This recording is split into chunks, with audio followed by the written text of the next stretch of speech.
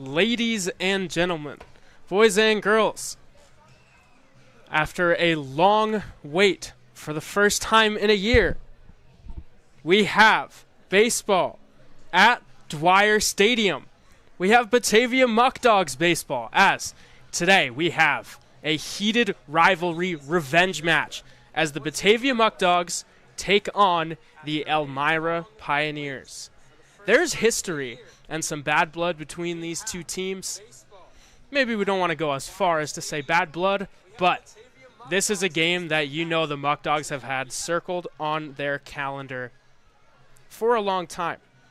As last season, of course, Batavia was knocked out in the semifinal and the West Division final by Elmira. We'll have first pitch here shortly. Still having some home opener festivities pregame. Some excitement in the air.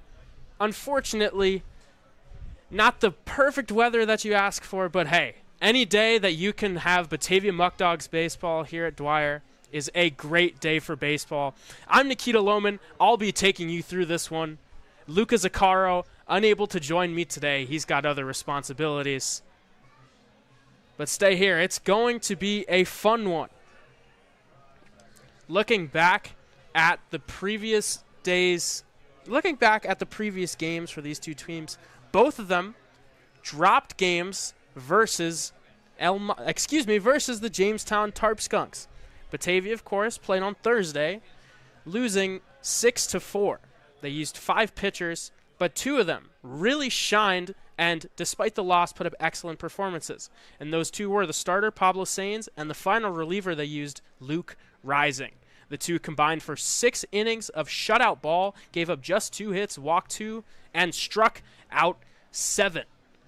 And tonight, on the mound for Batavia, it will be Gavin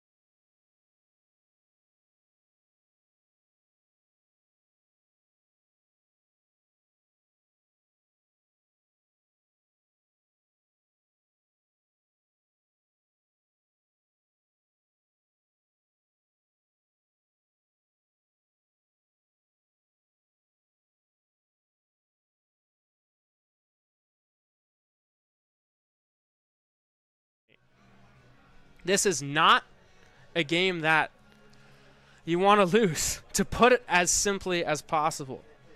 But getting back to Gavin Chandler, a guy with a 4-pitch mix. He's got a heater, got a changeup, a slider, and a curve.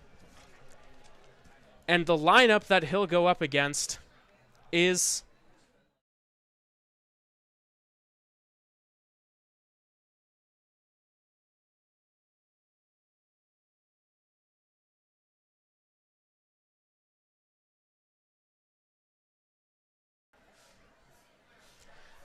here we have the Elmira Pioneers lineup. Leading off and playing second base, it'll be Ty Marino. Batting second in center field, Kosei Ogura. Batting third, the designated hitter, Cooper Smith. The extra hitter batting fourth, Sam Gettinger. Behind the dish, the fifth hitter, Carl Wagner. Batting sixth and manning shortstop, Aiden Grabowski. Batting seventh and playing left field, it'll be Joe Craig. In right field, batting 8th, it'll be Tanner Carranza. In the 9 hole, the first baseman, Brooks Hicken. And rounding out the lineup, batting 10th and playing third base, it'll be Manuel Esley. This is a lineup that is a bit of a new look for the Pioneers, as 7 of the 10 hitters in today's lineup did not play last night. And that is very much a change of the tenor from Batavia's lineup, who every single hitter who is featured in this starting lineup tonight played, at least got an at-bat in Thursday's game at Jamestown. The only change to this starting lineup, Tyler Castrotaro in, playing shortstop, Luke Dodonna out. Brian Fry, who started at shortstop last game, has kicked out to left field. Your lineup, of course, powered by Tompkins Bank. We've already gone over Gavin Chandler a bit. We've got a great matchup in store here. 2 great teams, not looking to start 0-2. Evenly matched ball game. Stay tuned. We've got first pitch coming in just around 10 minutes. Stick with us here.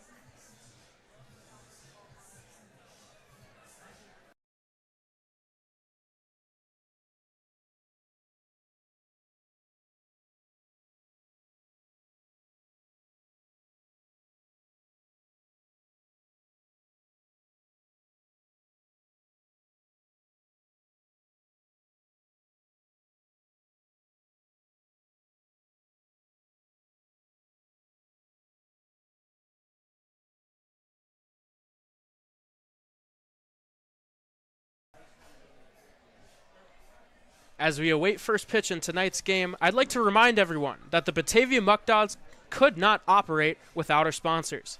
While we have a moment, I'd like to shine light on some of the incredible sponsors which power Muckdogs baseball. A huge thank you to Alex's Place, Batavia Downs, Eli Fish, Ficarella's Pizza, Rochester Regional Health, the Mental Health Association, Tiny Piney, Tompkins Bank of Castile, the YMCA, Whole Life Fitness, Farm Credit East, and many more. Thank you to all of our sponsors.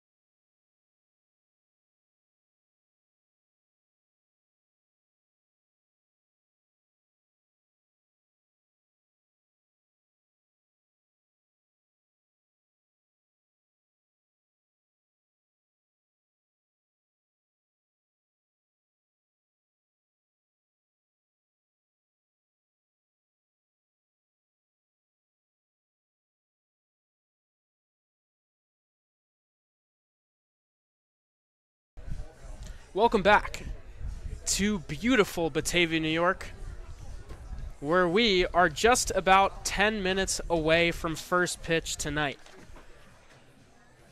And as we wait to get into this ball game, I'd like to talk about a few players that I've identified as keys to the game. Beginning, of course, with starting pitching, because that's where it really all comes down to in the game of baseball. Of course, we may see some shorter outings tonight from these two starters as we sit in the first few days of the regular season.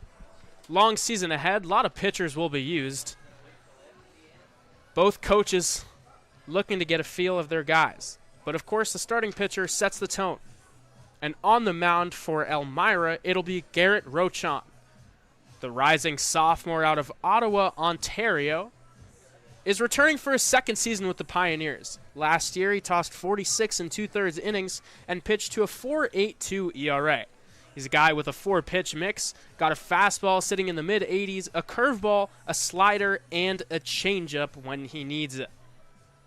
Again, we've talked a bit about Gavin Chandler, but both of these teams have returning players. Both of these lineups are going to have guys with a bit of familiarity against the starting pitchers that they're facing.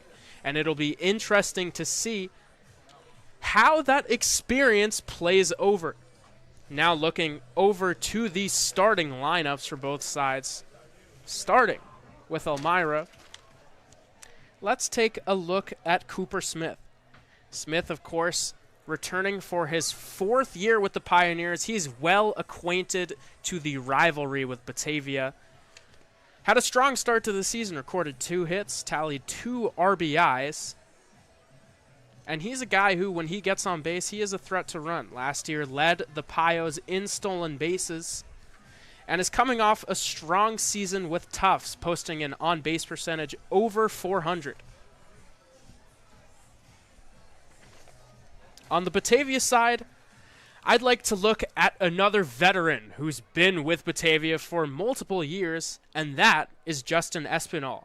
Espinal provided a big 2-run double in the game against Jamestown on Thursday. Went 1 for 3, 2 RBIs, and a walk. Again, he's in his 3rd season. Espinal, right back in the lineup tonight. He's the extra hitter, and he'll be batting 7th tonight, similar spot to where he was last night.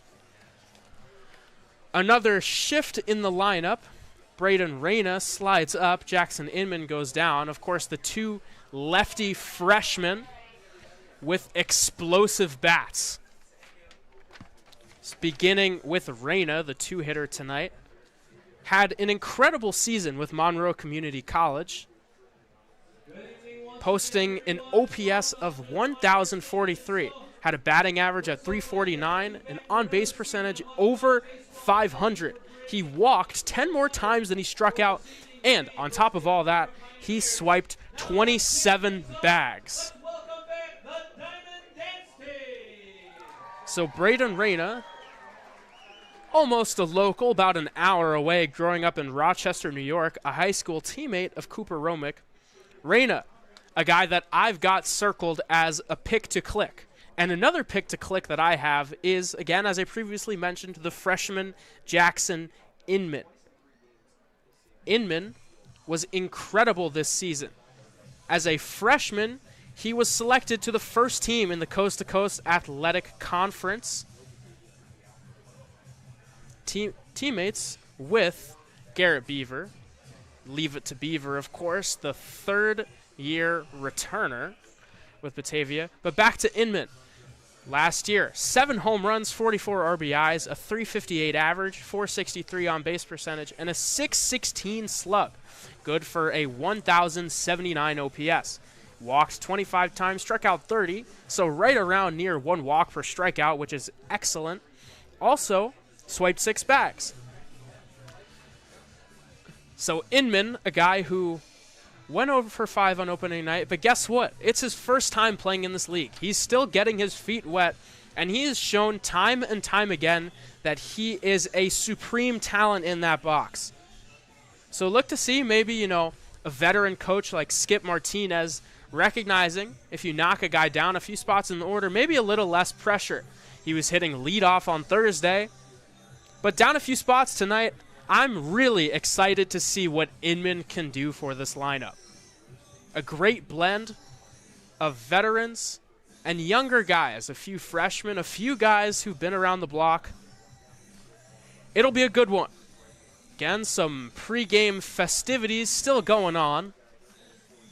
We are very, very close, nearing first pitch here tonight in what is sure to be a doozy.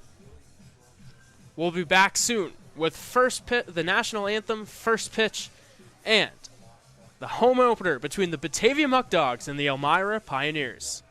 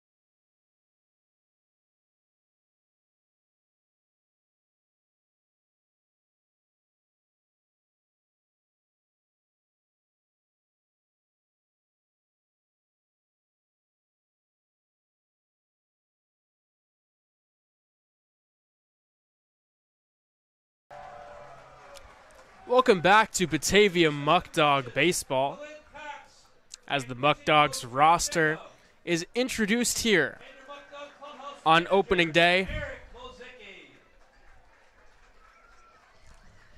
I tell you, the feels-like temperature here in Batavia tonight, it's chilly, especially for May 31st. Feels like at 37, actual temperature at 50 degrees, cloudy skies. Don't tell these Muckdogs fans that, because they are here in droves, ready to cheer on their team tonight. There is always an electric feel in the air, especially on a night like tonight.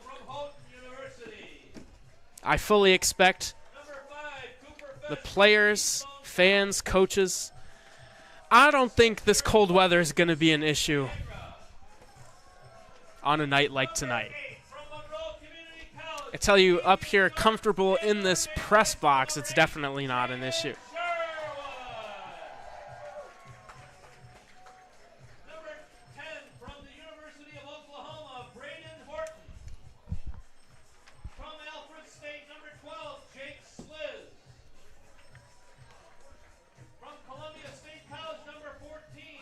And Muckdog fans, while we wait for first pitch tonight with the wonderful opening day festivities, let's take a look at Batavia's upcoming schedule. The Muckdogs are right back at it tomorrow as they host Jamestown at 4 p.m. right here at Dwyer Stadium. You won't want to miss the special Batavia Daily News Meet the Team night, which will occur on the 1st. Then, on Wednesday, the Muckdogs close out their 3-game homestand as they go up against the Niagara Falls Americans at 6:30 p.m. with a special promotion, No Farm, No Food Night. Always one of the best nights of the year. That's a game you will not want to miss once again. Batavia will face Elmira once again, this time on the road next Friday, June 6th, before returning home to face Geneva on Saturday. Next Saturday has a special helicopter candy drop, which you and any potential candy lovers you may know are sure to love. For tickets to any of these 3 upcoming home games, season tickets, or tickets to any game in the future, please contact 585-524-2260.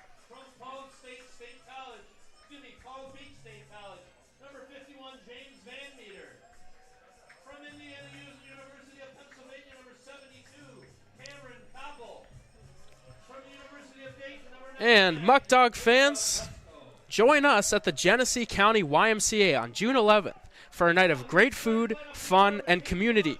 Enjoy a $10 spaghetti dinner, meet players from the 2025 Batavia Muckdogs, and support a great cause. Additionally, you'll have the opportunity to bid on Batavia Muckdogs gear, exclusive YMCA merchandise, and more. For more information and to purchase tickets, please head to our official account on X at Batavia Muckdogs. That is a capital B and a capital M. You'll be able to scan the QR code there for tickets. I tell you, an event that I'm waiting for, it's a beautiful brand new YMCA. If you were listening to the broadcast on Thursday, me and Luca played some basketball there last week. It's a blast. They've got a ton of beautiful things to do.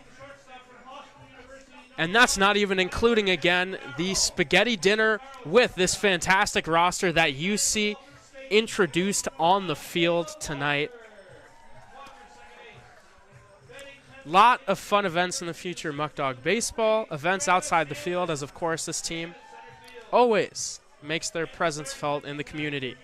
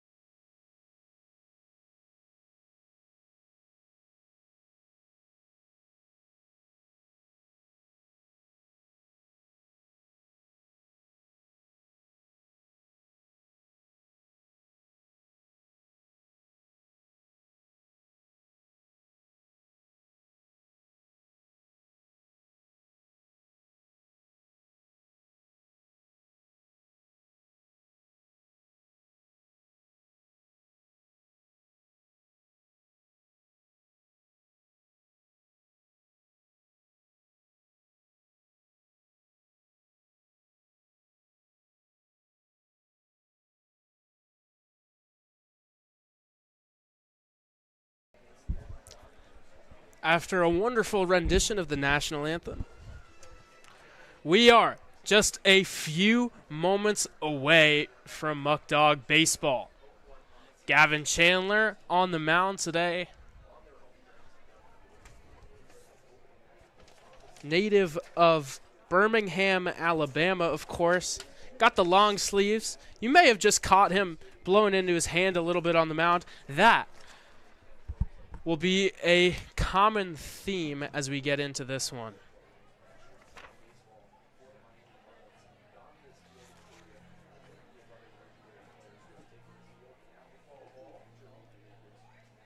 Chandler,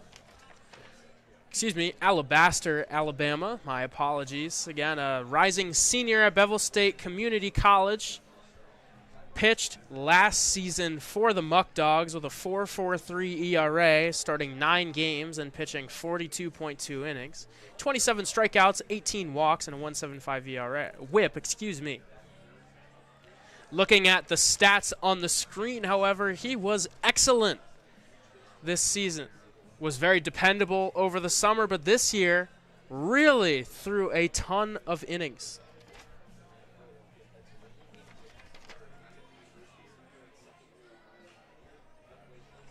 Threw a ton of innings, 77.1 to be exact, led the Alabama Community College Conference in complete games with 8, tossed 77 and a third innings of work, had a 3.61 ERA and a 1.28 whip. Chandler, of course, one of the many returners, 13 to be exact, on this Batavia team. You know he's had that circled. This ball game has been one they've been waiting for a long, long time. Looking at the Elmira lineup, which Chandler will be tasked with facing. It'll be Ty Martinaw leading off, Kosei Ogura, Cooper Smith batting third and designated hitter. The extra hitter, Sam Gettinger, bats fourth. Carl Wagner bats fifth as the catcher. The sixth hitter, the shortstop, Aiden Grabowski. Seventh, the left fielder, Joe Craig, batting eighth. Tanner Carranza, ninth, Brooks Hicken. And the lineup is rounded out by Manuel Esse. Chandler's ready. Martina is ready. The first pitch is in there for a strike one. And we are underway. First pitch temperature, 50 degrees, as Chandler pumps in a strike that's fouled away by Martinaw.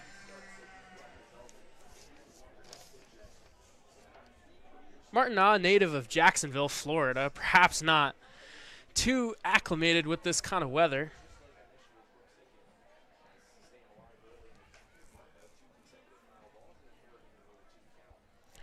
He's behind 0-2 quickly.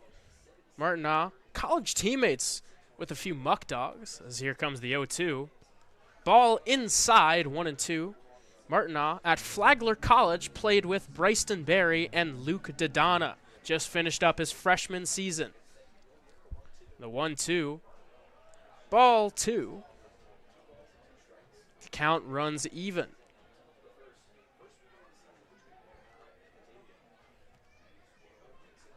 2-2 pitch. Line drive into right field. Chasing after it.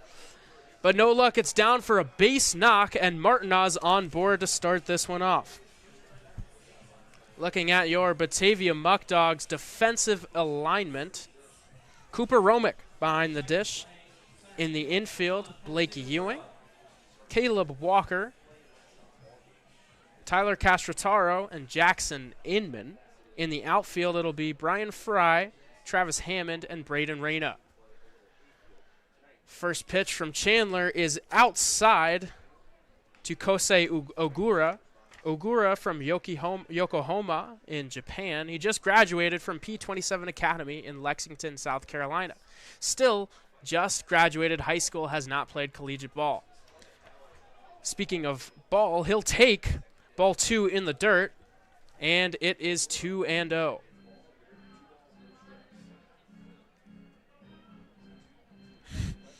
Believe it or not, that is a 2. My apologies for the twist and turn right there, as that one's tapped to the mound. Chandler fields, throws in time for the first out of the inning. Advancing to second base on the play was Martina.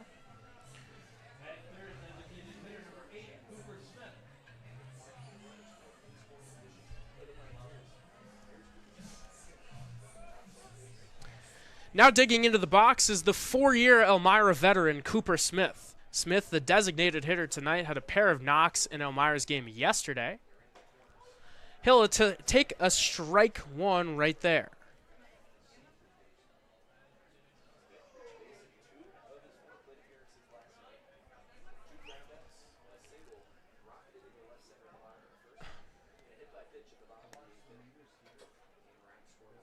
The 0-1 pitch. Ball low, and the count is 1-1.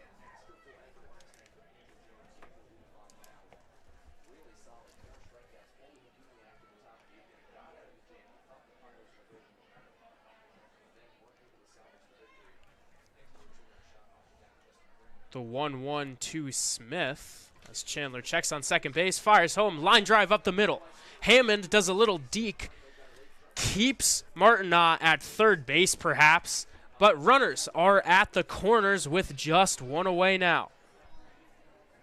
And digging into the box, it's the extra hitter, Sam Gettinger.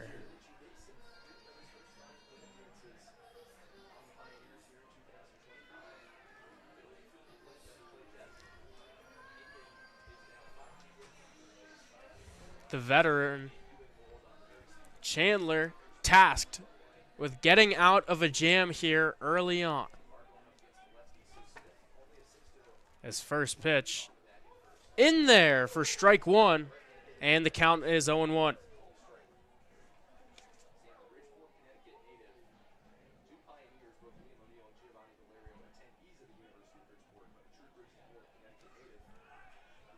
Chandler checking in on Smith at first base. I mentioned at the top of the broadcast, Cooper Smith led the Pioneers in stolen bases last season. The 0-1. Ground ball to shortstop, fielded by Castrataro. Flips to on to first in time. Double play. Gavin Chandler tightropes his way out of trouble. 2 hits for the Pioneers, but no runs as a huge double play gets Batavia out of a jam. After a half inning of play, it's still 0-0.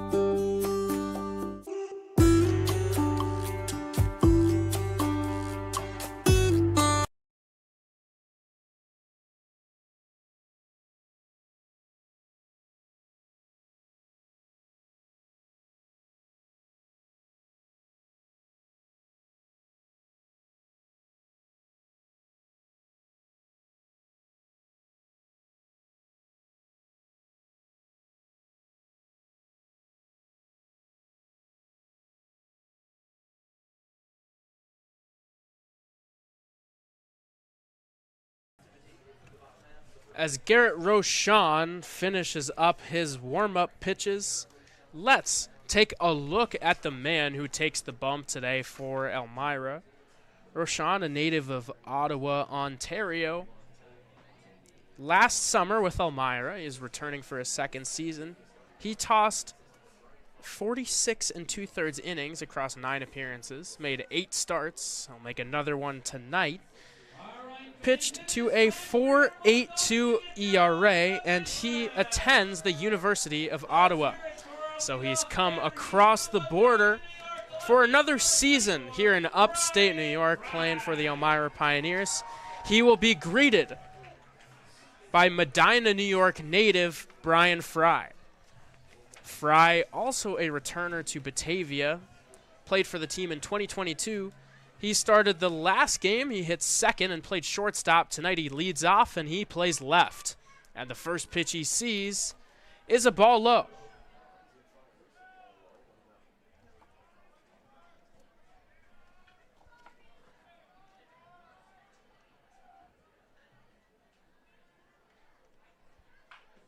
Ground ball, shortstop. Fielded. The throw is just in time. A close play at first base, but they retire the speedy Fry. Now coming up to the plate, the right fielder, Braden Reyna. Reyna, guy I highlighted on the top of the air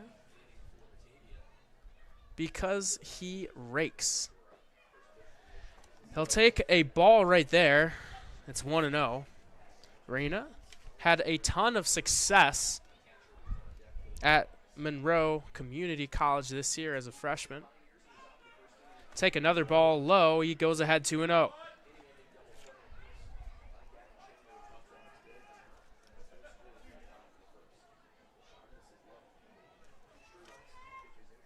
Two-0 pitch.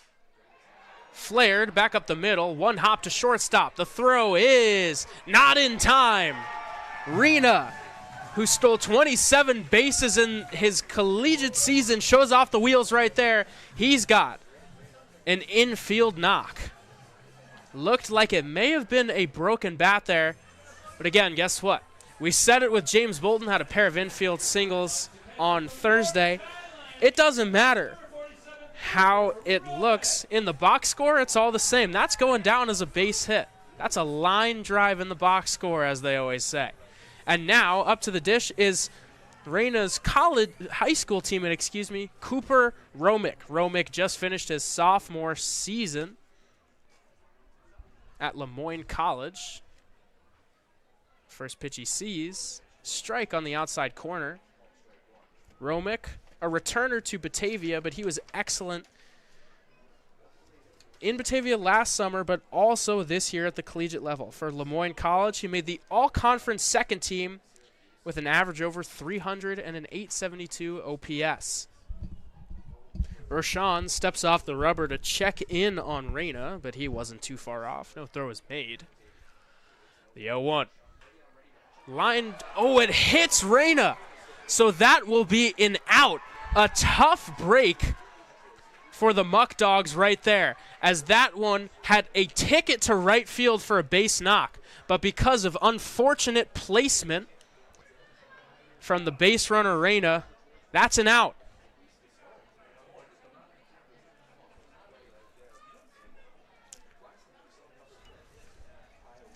Now digging into the box, it's the big lefty first baseman, Blake Ewing. Ewing started at first on Thursday. In a similar position tonight, he comes up with 2 outs and a runner on first base. Checks his swing. Did not go, and that's ball 1.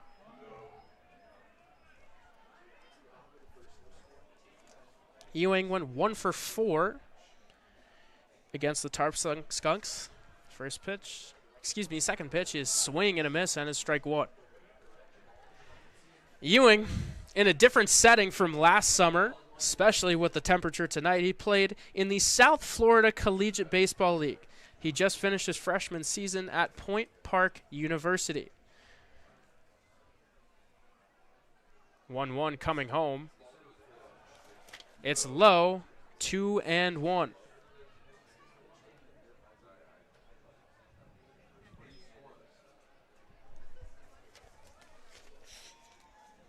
Ewing, used to the cold as a Columbus, Ohio native. He popped a home run in 13 ABs this season as he cuts on and misses, and the count is 2-2.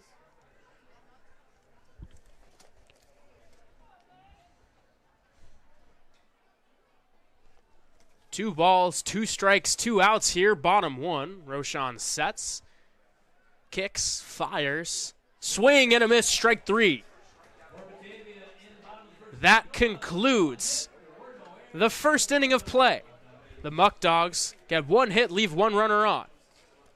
It's 0-0 as we head to the second inning. It is now time to send it down the Lou Dog for tonight's Eli. The Batavia Muckdogs could not operate without our sponsors. While we have a moment, I'd like to shine a light on some of the incredible sponsors which power Muckdog Baseball. A huge thank you to Alex's Place, Batavia Downs, Eli Fish, Ficarella's Pizza, Rochester Regional Health, the Mental Health Association, Tiny Piney, Tompkins Bank, the YMCA, Whole Life Fitness, Farm Credit East, and many, many more. Thank you for your year-long support of Muckdogs Baseball.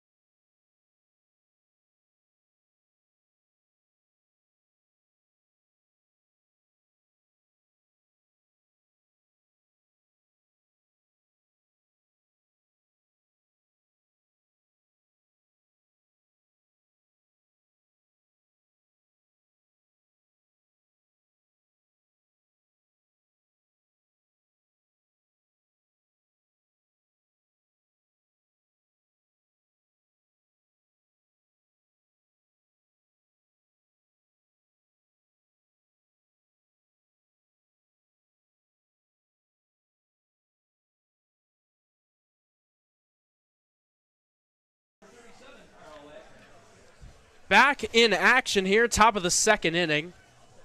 The first batter who will come to the plate here is Carl Wagner. Wagner finished his sophomore season at Washington and Jefferson College. He'll take a ball to start off the at-bat. Wagner, a catcher, in his free time is a coach. When he's not playing baseball, he's coaching the sport. The 1-0 is low. You know, a ton of the coaches you see in today's day and age are catchers, and really it makes a ton of sense. People like to call the shortstop the quarterback of the team, but I'd say it's the catcher. You call the shots with your pitchers. You got to have relationships with tons of different guys on the team. The 2-0 is in there for a strike. Some of the smartest, most savvy guys you'll meet on a baseball club are the catchers. 2-1 pitch. Swing and a miss. Nice changeup there from Chandler.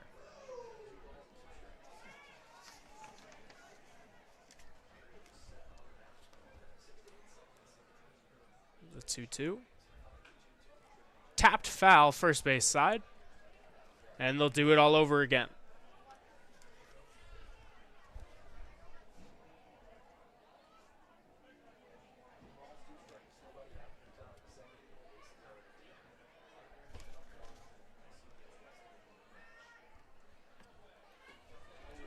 Ball taken outside there.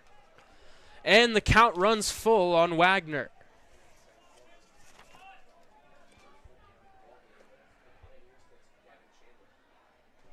The 3-2 pitch, ground ball. Up the middle, fielded by Walker. The throw to first base. In time. With a beautiful split stretch from Blake Ewing. Ewing, the big man, showing off the athleticism there at first base. I tell you, If I tried to do something like that, I would certainly pull a hammy. But again, that's why I'm up here in the press box and Blake Ewing is down there on the field. Nice play charging in there from Walker on a slow roller. And now one is down and digging into the box. It will be Aiden Grabowski.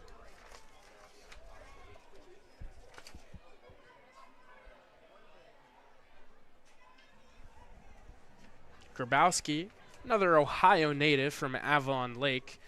He is also returning to the Pioneers as he cracks the ball to left field, taking a few steps to his left towards the foul line, and making the catch is Fry. And there are two away quickly.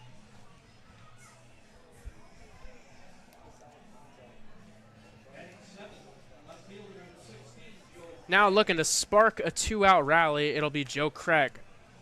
Craig, a tall lefty, he stands at 6'5", 210 pounds. Just transferred after his freshman season to Northwood University from Lansing Community College. Left-on-left matchup, Chandler kicks. Snaps off a breaking ball, doesn't quite clip the inside part of the plate, and it's 1-0.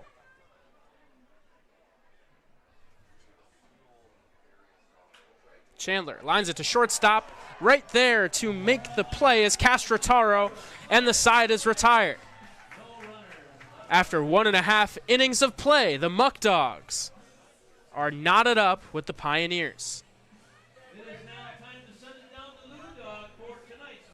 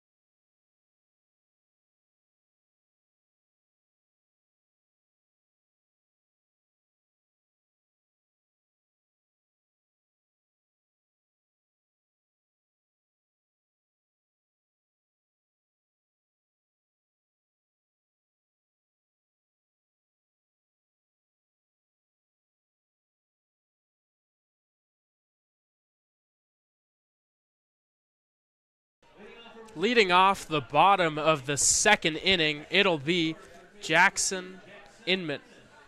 Inman playing third base tonight after starting as an extra hitter on opening day.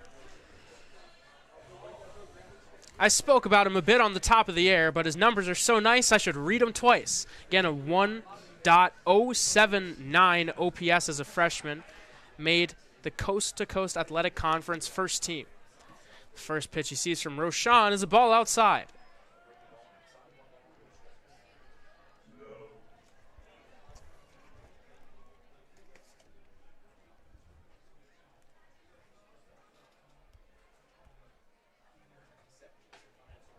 Another ball inside corner there, and it's 2-0.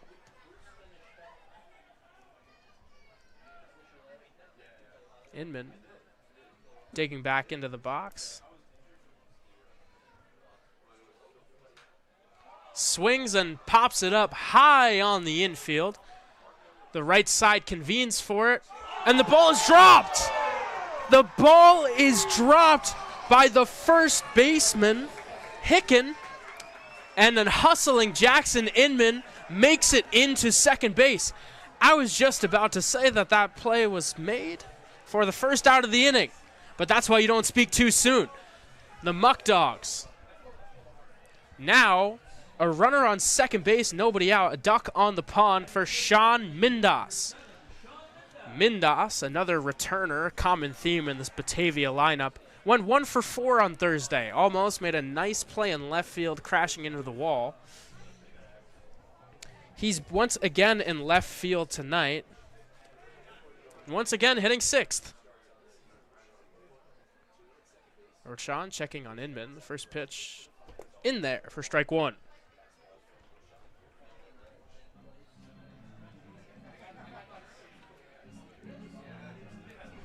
Inman has some speed, not a huge threat to run. 6 stolen bases in his collegiate season.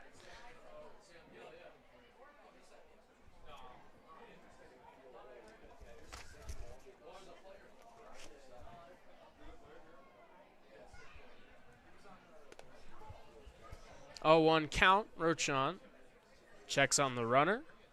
Now turns back, delivers home. Breaking ball, fouled off by Mindas, and it's 0-2.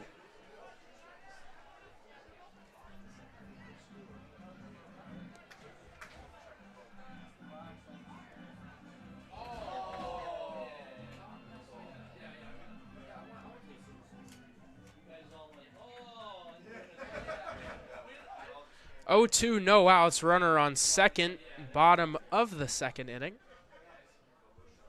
Sean Mindas awaits.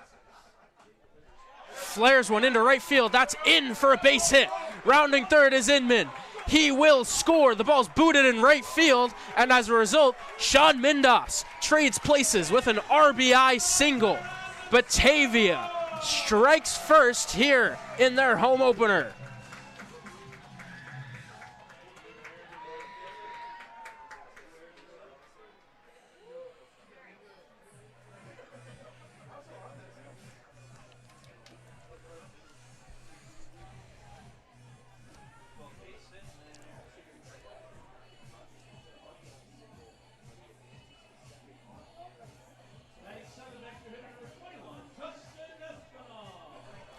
Now batting is the extra hitter tonight, Justin Espinal. Espinal started at third base in the last game, just traded places with Jackson Inman, who just scored a run.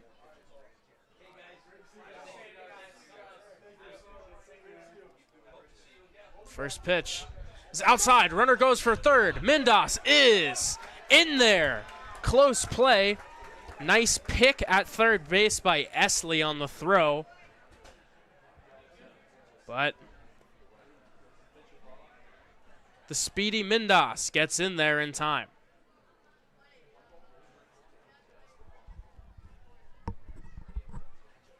Pitch. Breaking ball outside. And Espinal ahead 2-0.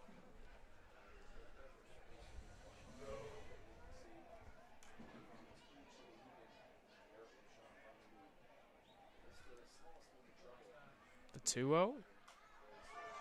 Fouled off. Third base side out of play.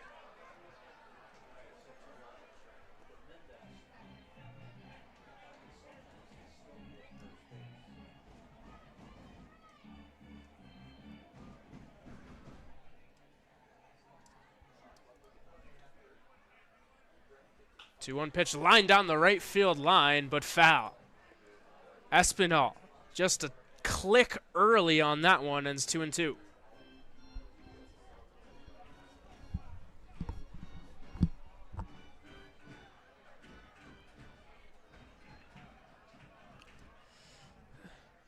Two coming home. Swing and a miss. Big first out for Rochan there. Pulled the string. Gets Espinal to wave through it.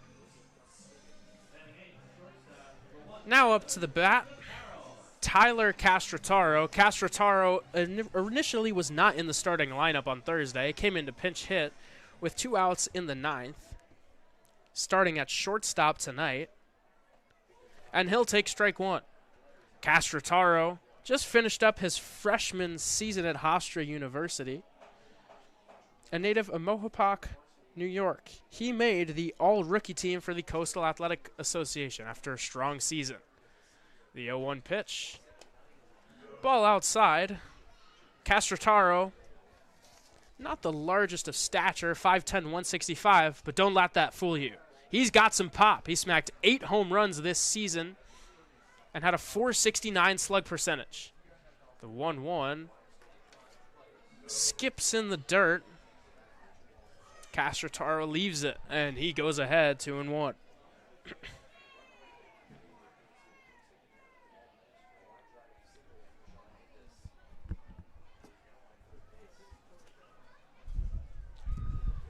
Infielders about halfway in here, potentially cutting off that runner. Castrataro leans out of the way of a fastball up and in, and he's in a favorable 3-1 hitter's count. Something interesting to note so far, really not a lot of deep counts. That's the first 3-ball count for Batavia today, as Castrataro swings and misses. A lot of early contact, good swings, putting the ball in play. That's what you're going to get.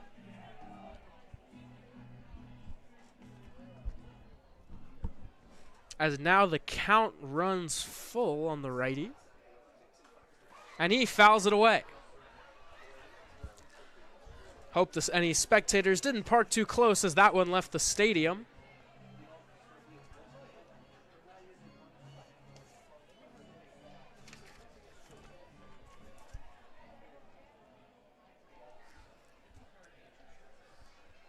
So 3-2.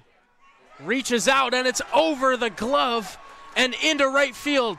A run scores. Castrataro advancing to second base. He's in there as that ball was bobbled once again by Carranza. Castrataro with an RBI single, and the Muckdogs lead 2-0.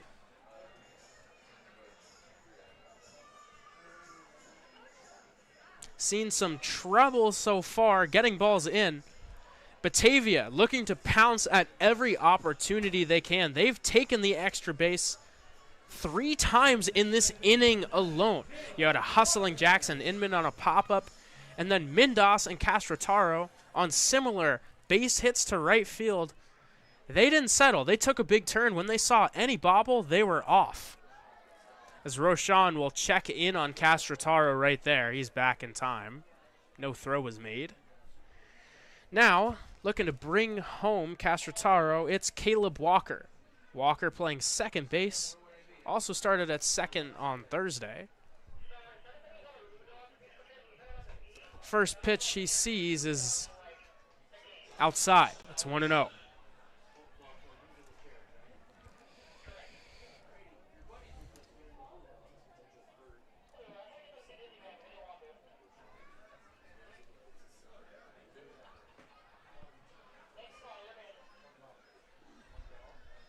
Count on the lefty.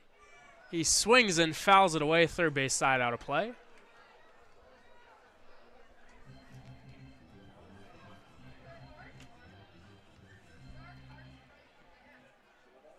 Walker just finished his senior season at Alfred State University.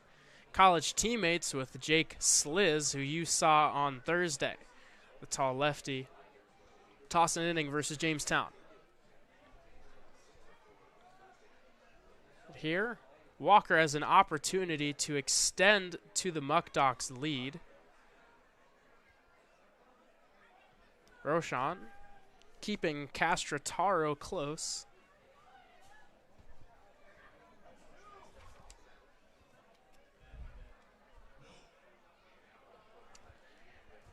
Looks like Coach Skip Martinez will discuss something with the home plate umpire, perhaps not a fan of Roshan's moves to second base.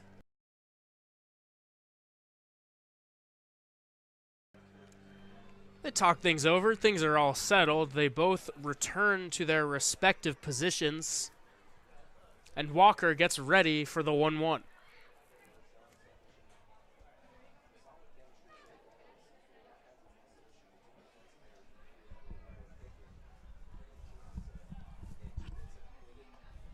Walker cuts on and misses at that one, and he falls behind 1-2.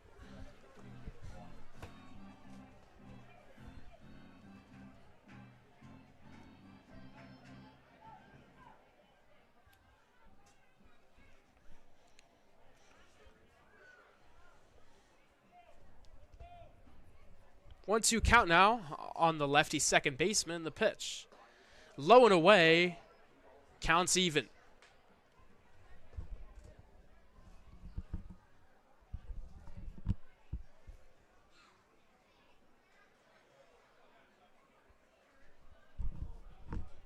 2 balls, 2 strikes, runner on second base, 1 out now in the bottom of the second inning. Walker lines it into right field, but the catch is made as that one hit directly to Carranza for the second out. Walker got good wood on that one, just could not place it in the right spot. And in comes the speedy Travis Hammond. Hammond, another returner from Stone Mountain, Georgia. Last summer, led the Muckdogs with stolen bases with 18 and had an on-base percentage over 500.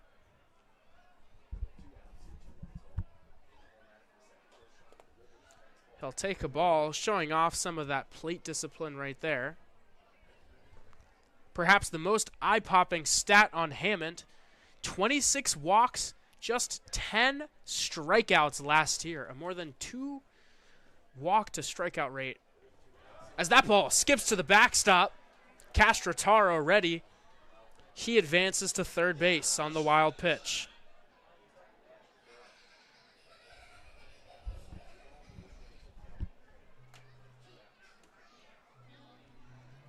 And now with a runner on third base with 2 outs, you can't do that again.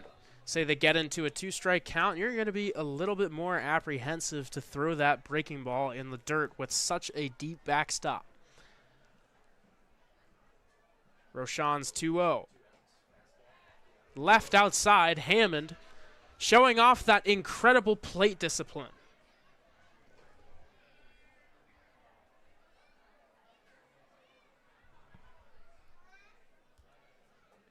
As he deals the 3-0. That one in there for a strike. Hammond perhaps did not get the green light right there. He'll dig in for a 3-1 now.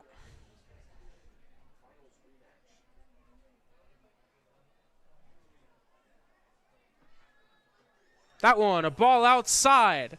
Travis Hammond, like he did a lot last year, draws a walk. And runners are at the corners with 2 outs. The lineup flips over for Brian Fry. Back to the top of the Muckdog lineup, left fielder number 24, Brian Fry.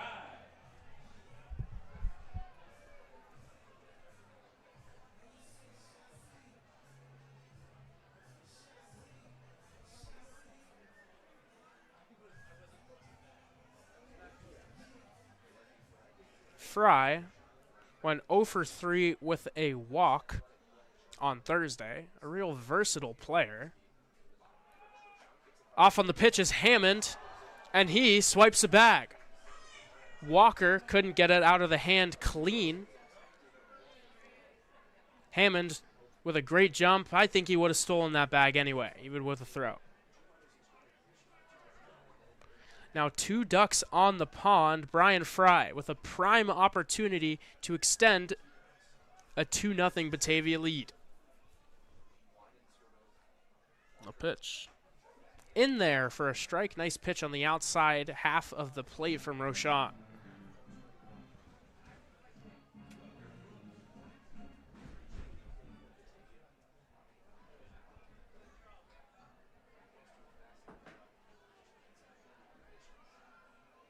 The 1-1 pitch. Big swing and a miss there from Fry, and he's down 1-2. Speaking a bit on that versatility of Brian Fry, Fry in his last season with the Muckdogs had a .912 OPS, attended Toledo University before transferring to Brockport. So 1-2 comes home, and he'll take a ball low. And at Toledo, he made an all-conference defensive team. He also stole 20 bases with the Muckdogs and walked more than he struck out. So here's a guy who he can play infield and outfield. He can hit for power. He's got speed, and he's a great fielder. A real 5-tool player. The 2-2 pitch. Swing and a miss. The high heater gets him. And that'll retire the side. But not before the Muckdogs put 2 runs on the board. Posted 2 hits after 2 innings of play. Muckdogs 2, Pioneers nothing.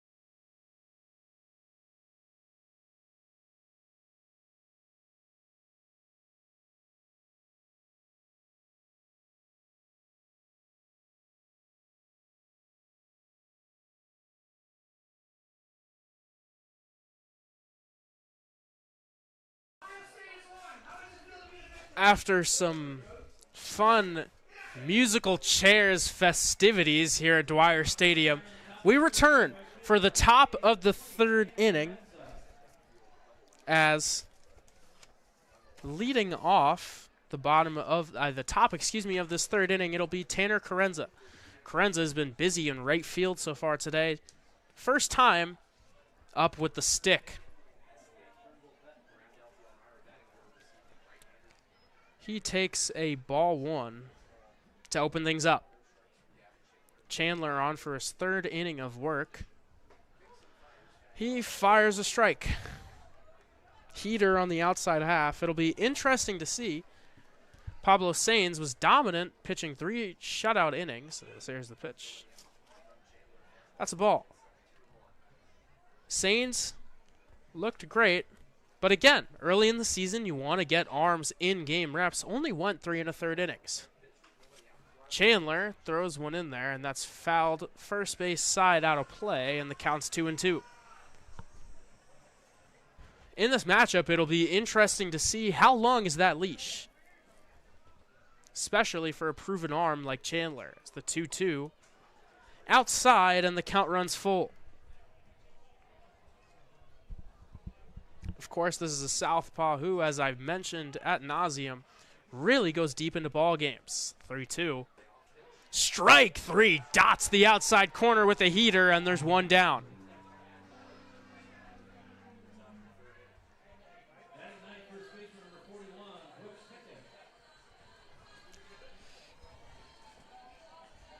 Now up to bat, it's the first baseman, Brooks Hicken. Hicken getting his first plate appearance in this one. The lefty stands 6'3", 215 pounds. He flies one into right field. Chasing after it, it is over the head of Rena. Hicken rounds first. He's heading for second. Throw is well late. And Brooks Hicken has a double, the first extra base hit of the ball game for the Pioneers.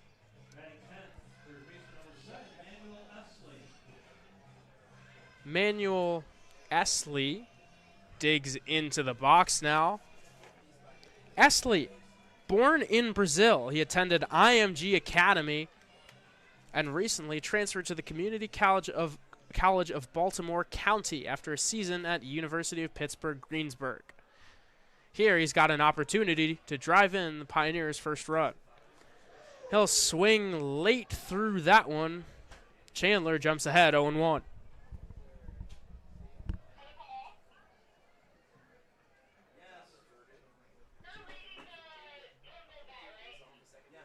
0-1 pitch. Change up low. That's 1-1.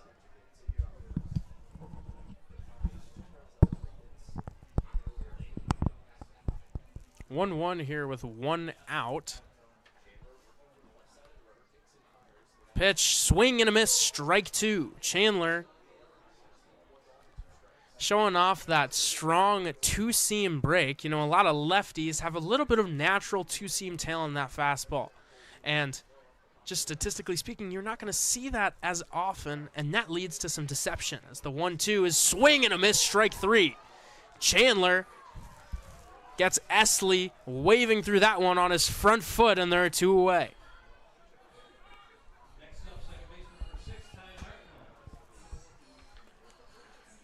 Now the lineup will turn over with Ty Martineau.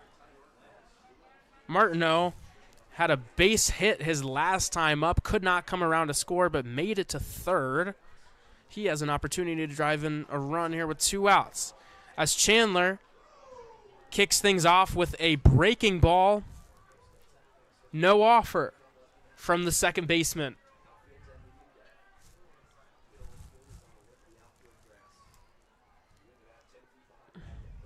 The 0-1 pitch.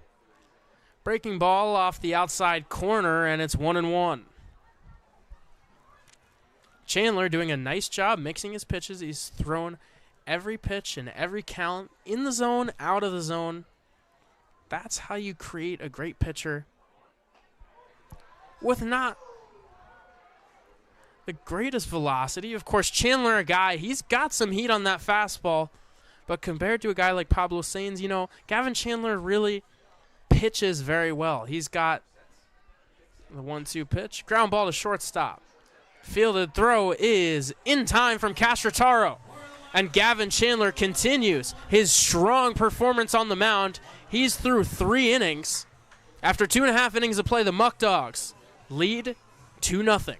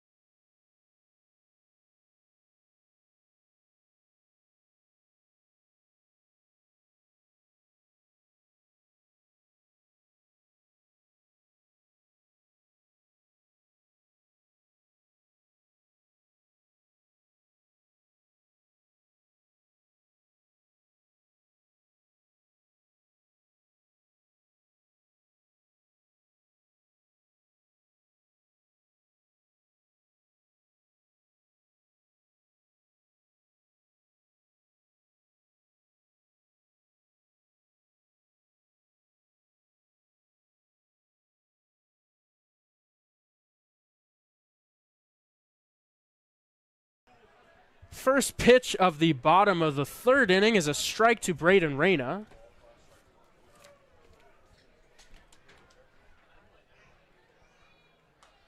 Reyna swings and fouls one away right there, and it's 1-1.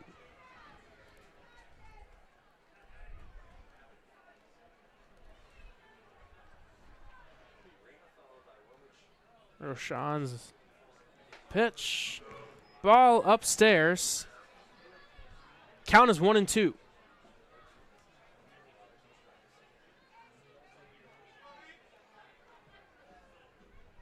The 1-2 pitch.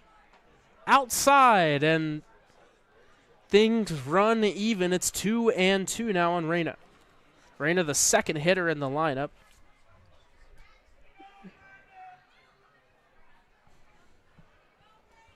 The 2-2.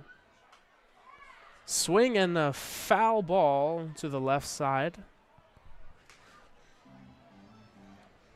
The bottom of the order, middle to bottom of the order, provided the thunder for the Muckdogs in the bottom of the 2nd inning. Now with the top of the order up, let's see if they can match what their teammates did in the 2nd.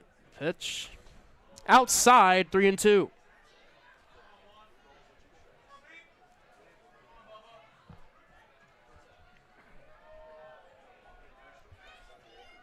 Now a 3-2 count on the Muckdog right fielder. Pitch coming home.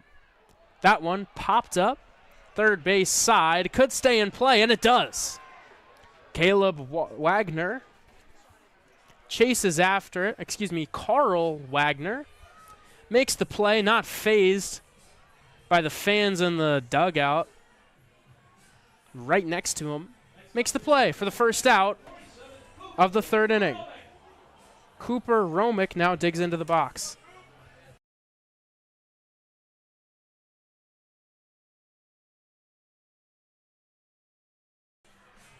Romick, the catcher, of course, last year played for Batavia as well, making the all-league 2nd team. First pitch he sees is a ball upstairs.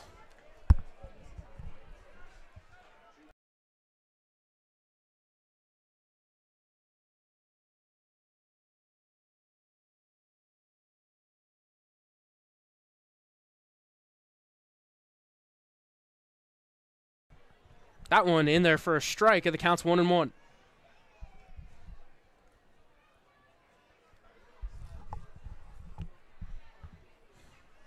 The 1-1. Grounded to third base, fielded by Esley. The throw to first in time, and there are 2 away.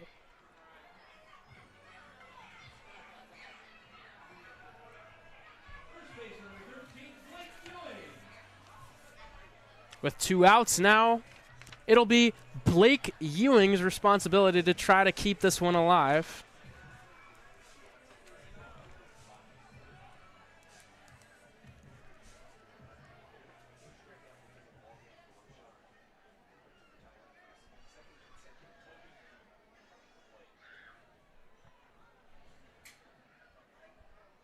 First pitch he sees is low. 1-0 on Ewing.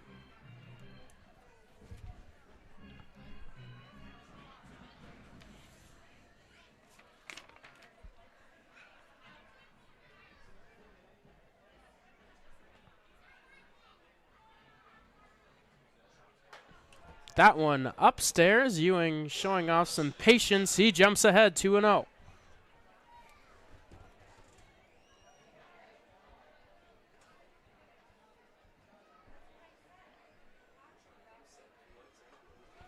Upstairs, and Blake Ewing in the driver's seat. He's ahead 3-0 here. Gets settled. Stands in, gets into his open stance, looks out to Roshan, and takes ball 4. So Ewing reaches with a 2-out walk. Brings it back up to Jackson Inman. Inman, who started off the the bottom of the second inning, the run scoring second, with what was seemingly an innocent pop-up to first base, which turned into a 2-base error. Inman later came around to score on an RBI single from Sean Mindas. And here he takes a ball outside.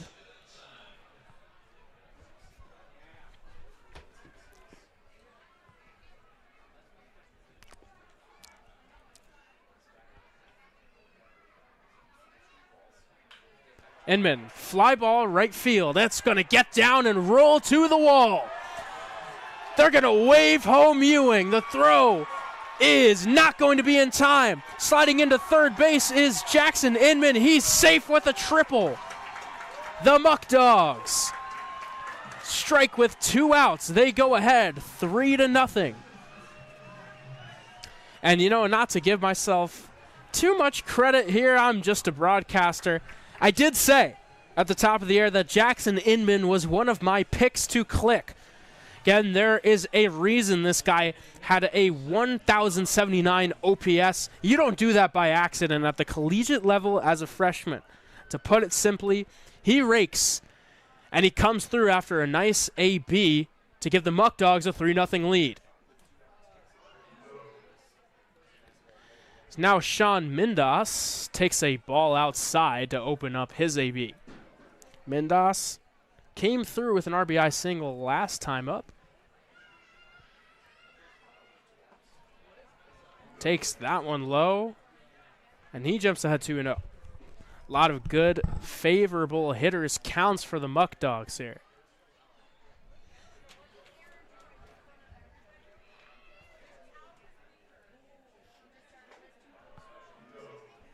That one off the plate. Interesting to see if Martinez gives Mindas the green light. That one on the outside corner for a strike. It's 3-1.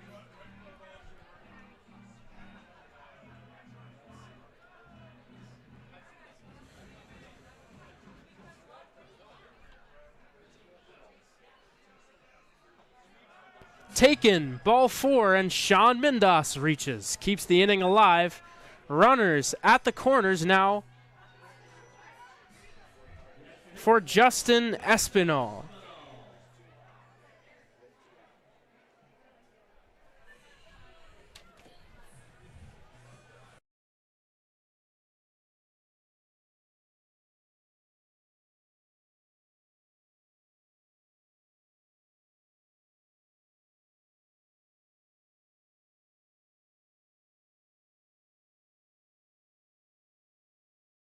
Espinal takes outside and jumps ahead 1-0.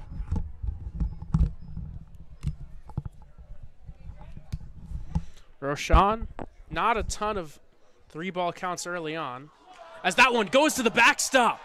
Coming for home and scoring is Inman. Mindas was already off on the pitch. He's easily into second base. And the Muckdogs strike again. They lead 4-0. You know, what was once seemingly a very innocent inning has turned into another 2-run frame with more potential, a potential for more. Better way to put it. As there were 2 outs, nobody on, before Blake Ewing drew a walk. Inman ripped a triple to right field. Espinal now grounds it to first base.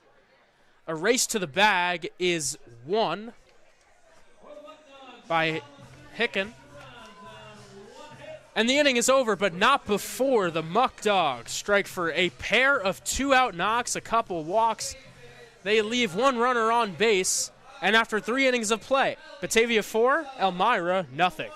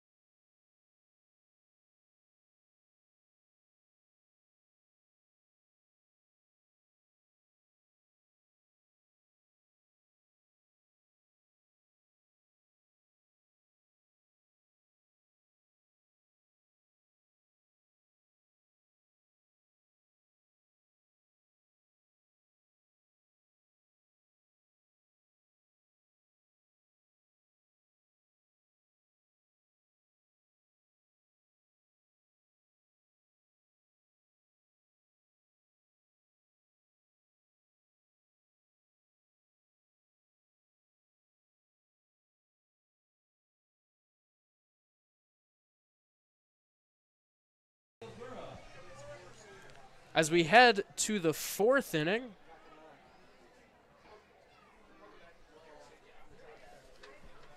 Chandler still on the mound. He fires in a strike to open this one up.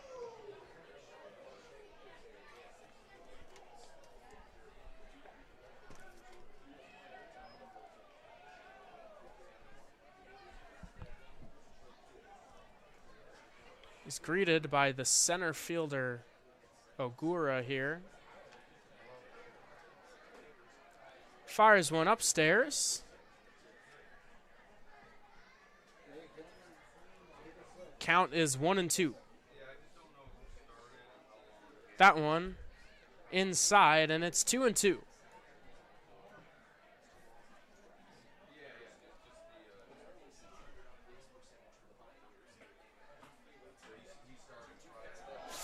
Ground ball, third base. Throw is in time. And there's one away.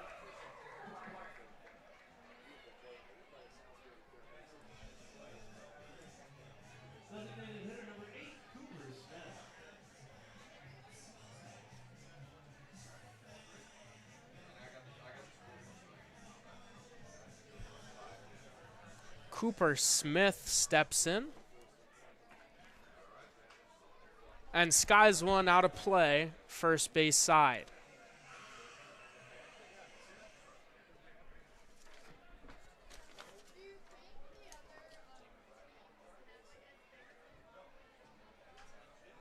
Smith fouls it, first base, chasing after a Ewing, but no dice as that one's out of play. But Chandler quickly ahead 0-2. When you watch Gavin Chandler pitch, it's really no surprise that this is a guy who's so good at going deep into ball games. So that one's low. He pumps it in the zone, and again, he'll keep you off balance. Got a good fastball, and he supplements it with nice off-speed pitches that he has great control of. That's the 1-2 pitch.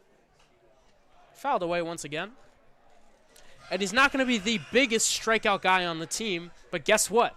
That saves his pitch count. That allows him to go deeper into ball games. That's something that you hear a lot of major league pitchers say.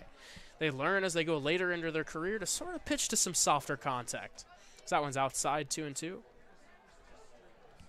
Starting pitcher's job, as much as we've gone away from that in baseball today, is to give length. Innings are always going to be valuable. So that one's low and inside is 3-2. Innings are always going to be valuable. Any roster has a place for a guy like Gavin Chandler because he's going to save other arms and he's going to pitch well while doing it. A 3-2. Skied into left center field. That'll get down. Hammond cutting over, cuts it off in the left center gap. And there's a one-out base hit for Cooper Smith.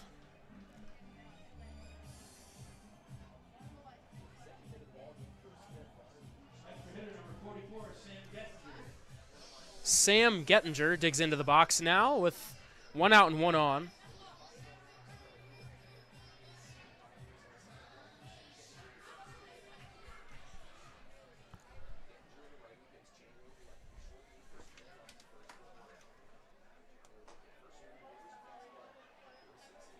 That one inside for a ball.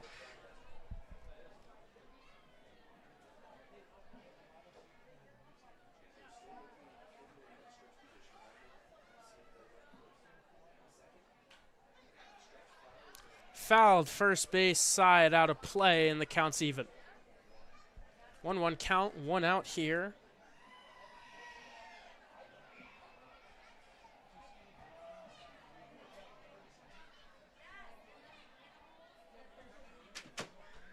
That one tapped foul behind the plate, and Chandler's ahead in the count, 1-2.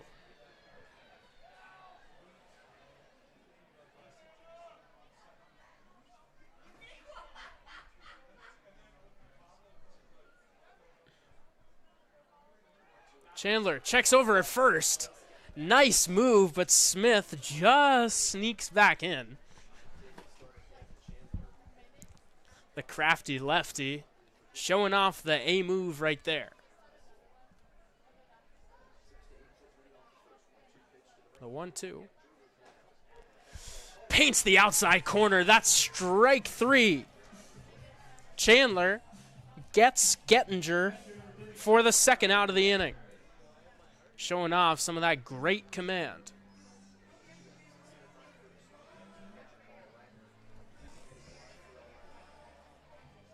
Looking to keep the inning alive, it's Carl Wagner. That one hits off of the foot of Romick, rolls to the backstop. A big turn from Smith around second, but he'll stay right there. Count is 1-0.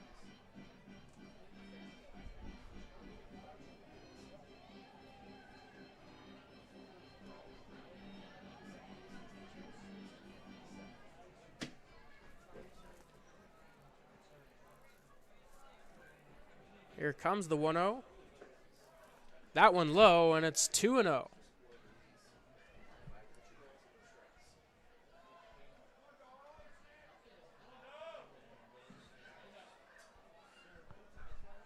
Kicks, fires, in there for a strike. Chandler has had a really nice feel today for that outside corner. Anytime he needs it, He reaches back and clips it. You saw it with Gettinger. That one a little farther off the plate, and it's 3-1.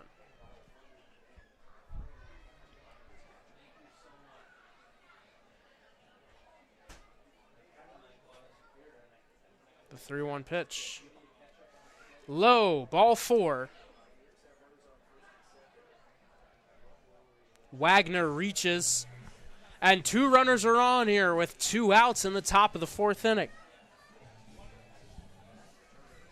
As in comes Aiden Grabowski.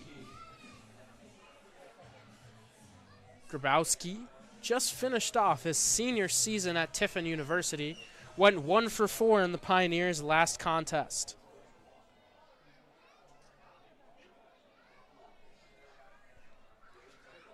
Pitch from Chandler. Ground ball, third base, inside for a fair ball. Rolling into the corner. 1 run will score. That's Cooper Smith. An RBI single from Grabowski. And the Pios are on the board. It's 4-1.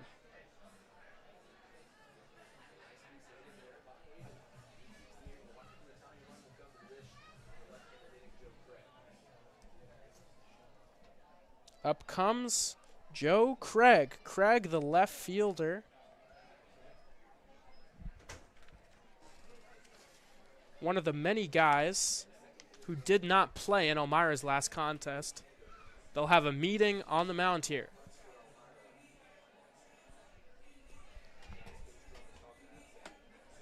While they talk on the mound, we'll take a brief step away.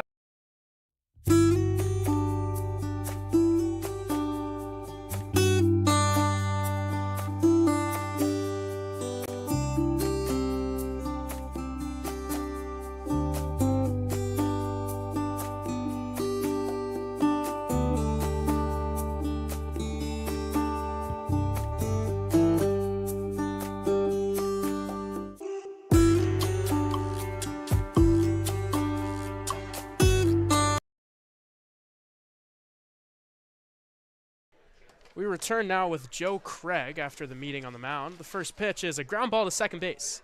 Fielded by Walker, he throws to first in time. Elmira scores 1, but Chandler avoids further damage after 3.5 innings of play. Batavia leads 4-1.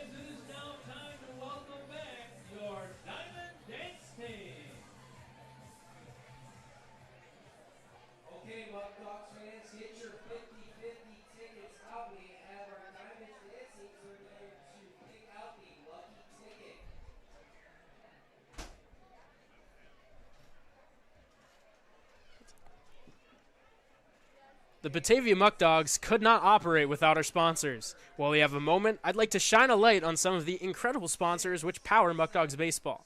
A huge thank you to Alex's Place, Batavia Downs, Eli Fish, Ficarella's Pizza, Rochester Regional Health, the Mental Health Association, Tiny Piney, Tompkins Bank, the YMCA, Whole Life Fitness, Farm Credit East, and many, many more.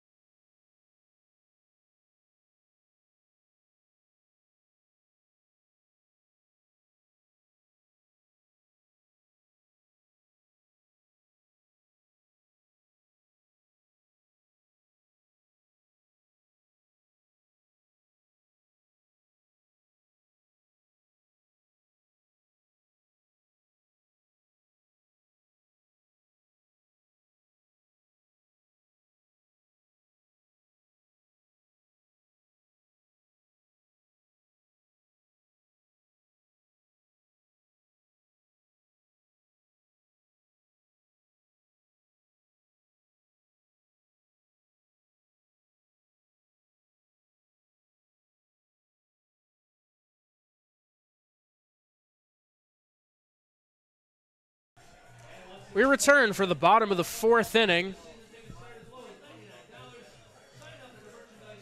with a new pitcher on the mound. Zach Nelson in for Elmira. Some of you Muckdog fans may remember, as Nelson was the man who closed out Batavia's season, finished off that victory in the West Division Final. The first man he'll face tonight is Tyler Castrataro. Castrataro had a run-scoring single his last time up to the plate. Back in the second inning.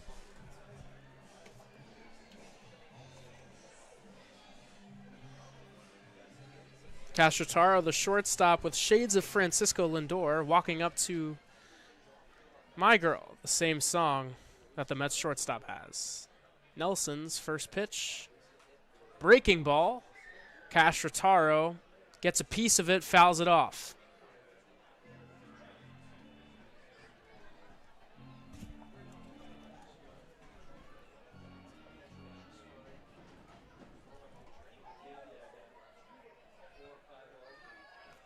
Check swing.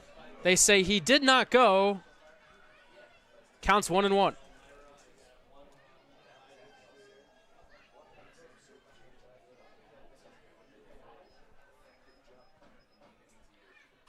Castrataro fouls another one off first base side, out of play. Nelson, what some people may refer to as a junk baller, has a nasty curveball. You call it junk, I call it filth. That thing, you already saw it once in this AB. It's got a ton of bite. He may not throw the hardest, but he makes up for it with great spin, great deception, and a pitch that moves across the length of the plate. The 1-2. Outside in the dirt, Castrataro, wise to leave it. Count runs even.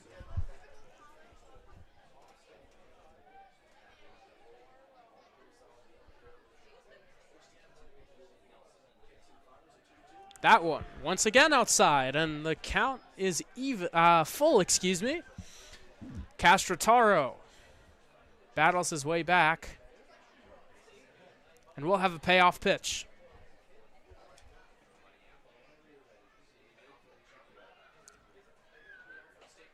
Check swing, did he go? He did not.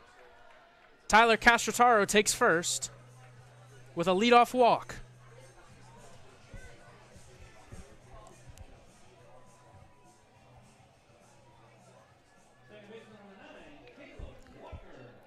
And up to the dish now is Caleb Walker. Walker with a sharp line out to right field his last time up. Hoping for better fortune this time around.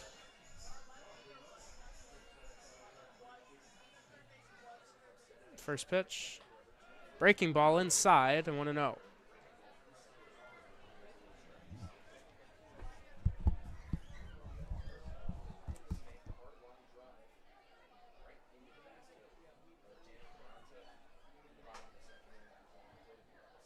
The 1-0 pitch. Swing and a miss, strike one.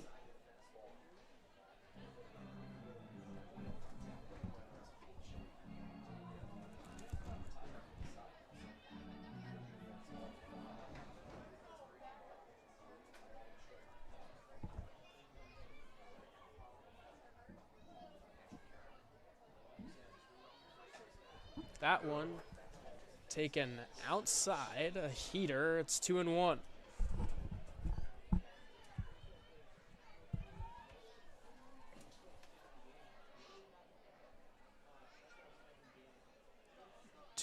Coming on from Nelson.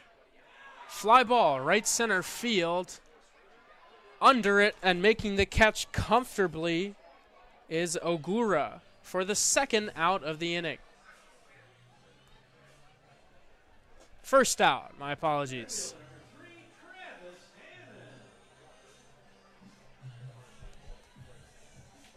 Travis Hammond digs into the box now. Hammond drew a walk his last time up.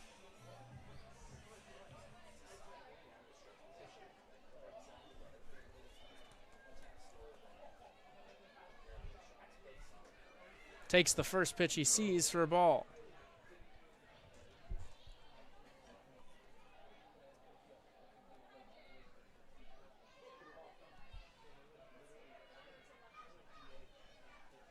Now 1-0 coming home from Nelson.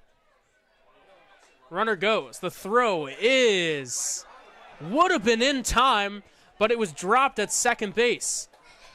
Castrataro sort of jumped, never slid.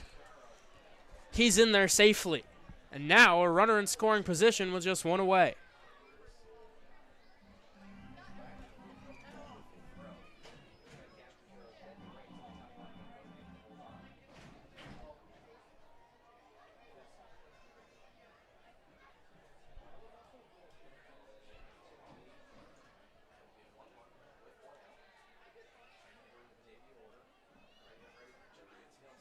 Here comes the pitch.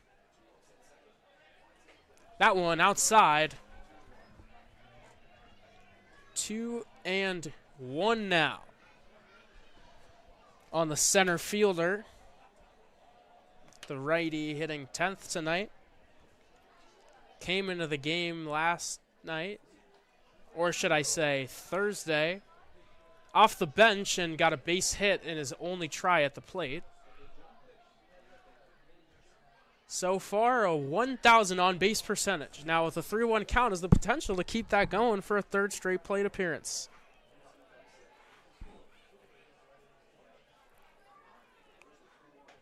That one outside, and Hammond, for the second time today, has a base on balls.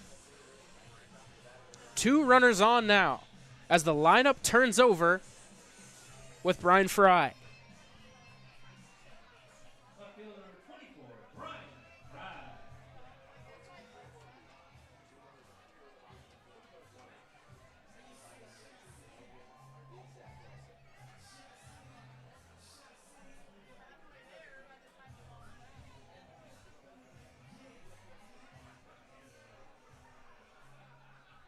Fry 0 for 2 on the day.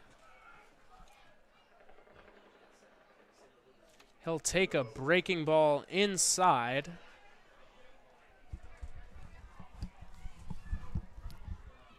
Nelson with a steady diet of curveballs so far today.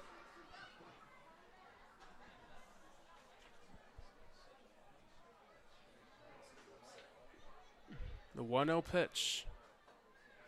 That one outside, a heater. Zach Nelson, a guy who's no stranger to Elmira. He's returning for his 4th season with the team. His top year with the team, with the squad. That one in there for a strike. Came in 2023 when he tossed 28 2/3 innings and had a 3.14 ERA as Elmira won the West Division.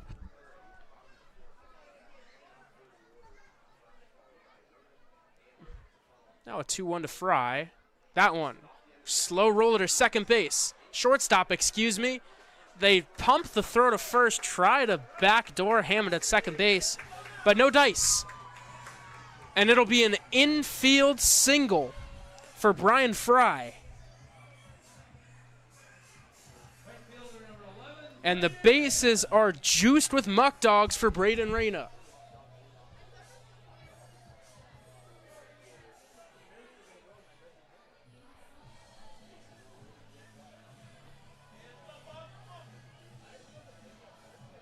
At the corners, they're in on the grass, ready to come home. In the middle infield, they're back for the double play. Will be a tough task with Reyna. Reyna, of course, stole 27 bases this season, and from the left side of the plate, gets out of that box faster. First pitch he sees from Nelson. Fly ball into left field. That one is going to get down. 1 run scores. They try to get Hammond at third. A nice play from Esley to prevent that from rolling away and potentially scoring another. But it's a base hit and an RBI single for Reyna. And the Muckdogs extend their lead. It's 5-1 now.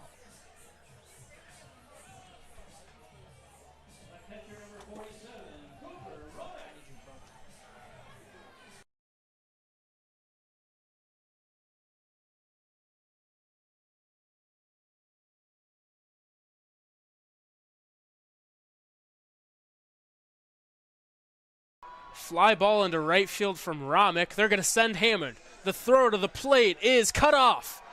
Throw back to second base, not in time. And another run scores. The Muckdogs lead 6-1.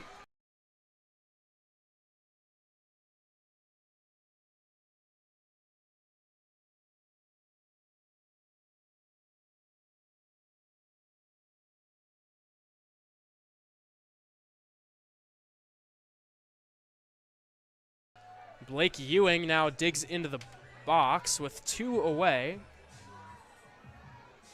Ewing has drawn 2 walks today. He sparked a rally his first time up with 2 outs.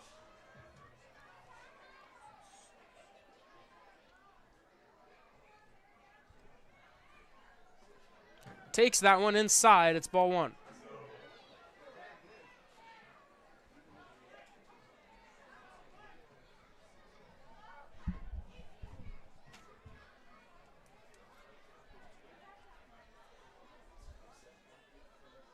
Breaking ball. That one upstairs. It's 2-0.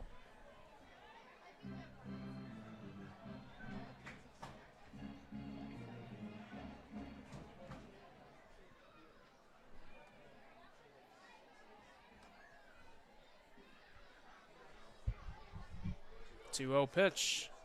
That one upstairs. Ewing in the driver's seat, potentially looking to walk again.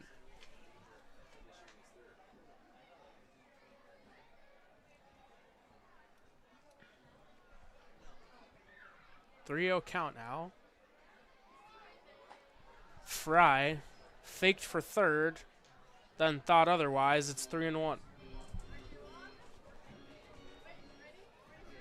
3-1, 2 outs, bottom of the 4th inning. Runners on first and second. Muckdogs lead 6-1. Nelson kicks, fires, runners go. In the dirt, ball 4, so none of that matters. And the bases are once again loaded. And after offense was such a struggle last game versus Jamestown, this offense has really put themselves in good hitters' counts. They're putting bat to ball, and they've been taking extra bases. And you see it on the scoreboard as they're up 6-1. They've scored 2 in the last 3 innings. They have a potential for more with Jackson Inman. Inman takes it low and away. It's 1-0. Inman tripled his last time up in the 3rd inning. He's come around to score both times he's come to the dish. 1-0. That one, once again outside, it's 2-0.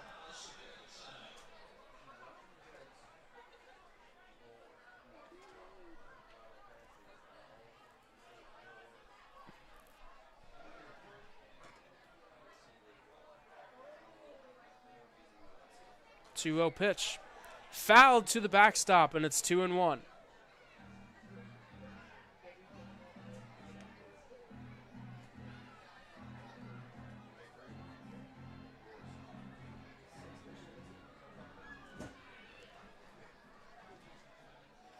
Bases loaded with Muckdogs. Inman takes that one outside, and a 3-1 count. No place to put Batavia's 3rd baseman. Perhaps seeing a little revenge from the Muckdogs for Nelson's outing last playoffs. The 3-1 pitch. That one in there for a strike. Inman thought it was ball 4, started to throw his bat away, then heard the news. He digs back in with a full count. 3-2, 2 outs. Runners will be off on the pitch. Here it comes. Outside, ball 4. Another run will come home on an RBI walk from Jackson Inman.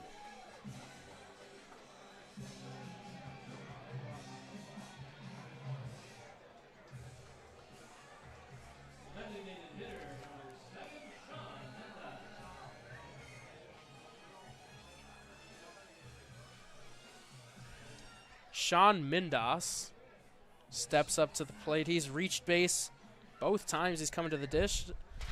Base hit it on RBI and a walk.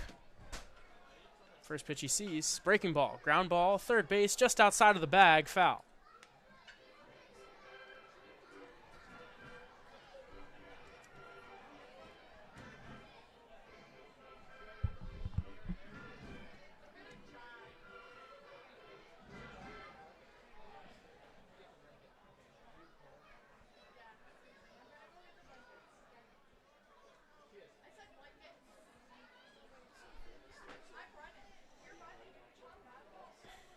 Oh, 0-1 on the designated hitter.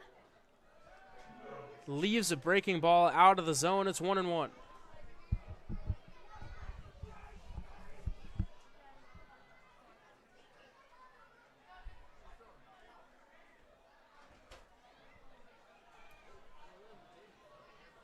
One pitch on the way. Breaking ball in there for a strike. It's 1-2.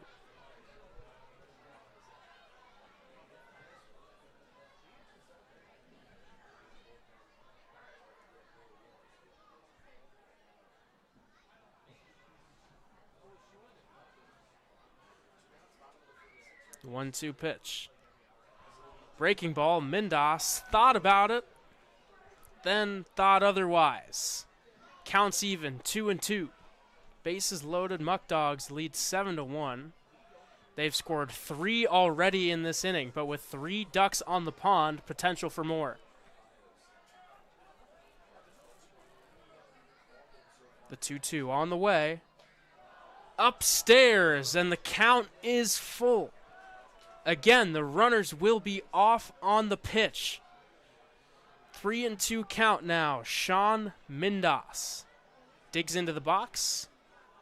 Adjusts his bat, wiggles it around a bit, rests it on his shoulders. He awaits Nelson's delivery.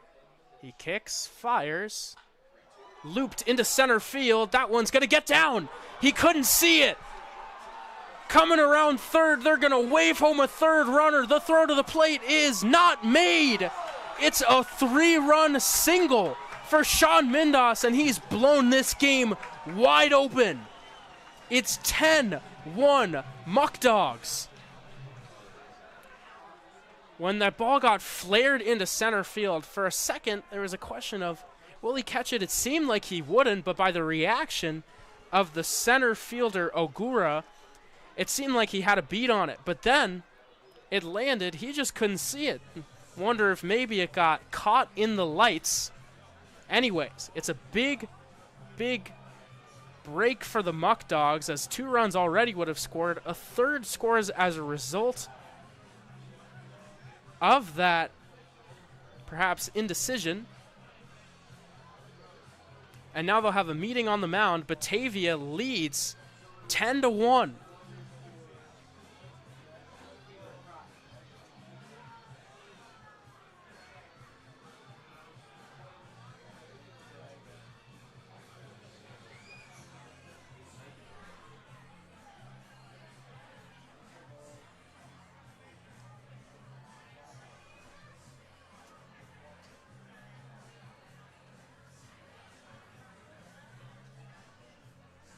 Sean C., just want to point you out there. Sorry I was a little late. That does, in fact, spell Bubba. Thank you all for everyone tuning in to this one. Great home opener here, the Muckdogs. Dominance so far here. The sweet, sweet taste of revenge. Zach Nelson out. Brendan Hayes into the game for Elmira. Hayes just finished his sophomore season for Barry University. He played for the JV team. 6'3" right-hander, posted a 3.81 ERA over 26 innings of work. Predominantly used as a starter, but here he'll be coming in relief.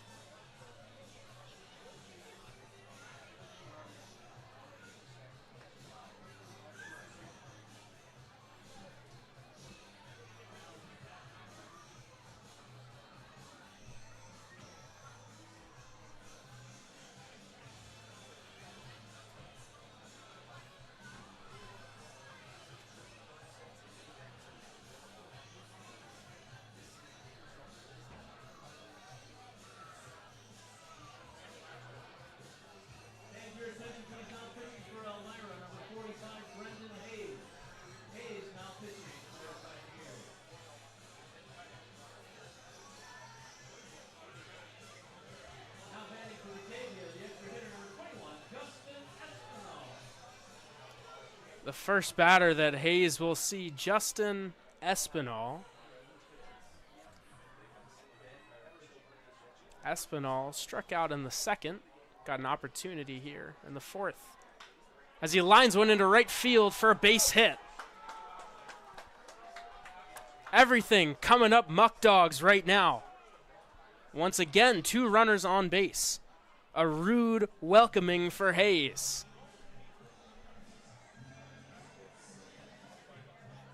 Batavia has now batted around as Tyler Castrotaro comes to the plate. He led off this inning with a walk.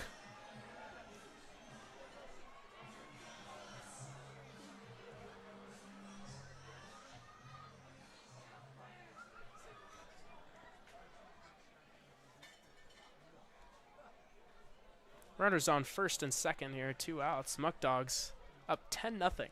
Big lead off of second base. They'll throw back behind Mindas, but he's back in there easily. On that slightly damp dirt out there, had some brutal rain last night. Field in great condition today. Just a little bit of wetness from that residue. The first pitch to Castrotaro. Ball inside, pump fake, throw behind to try to get Espinal, but he wasn't too far off. Throw was never made.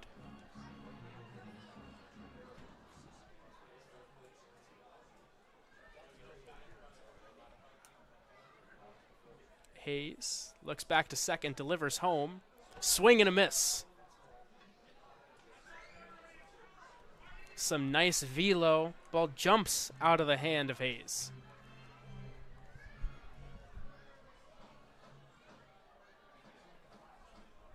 Now 2 strikes.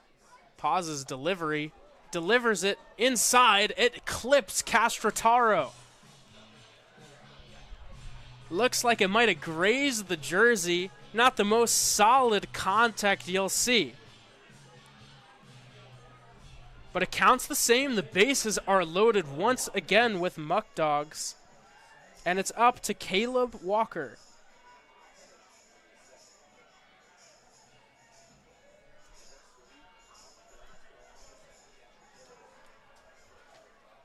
Walker went 0 for 1 with a walk, living up to the name last time on Thursday.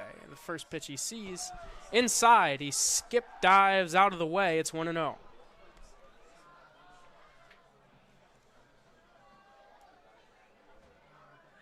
This game has already been broken open with 6 runs here in the fourth.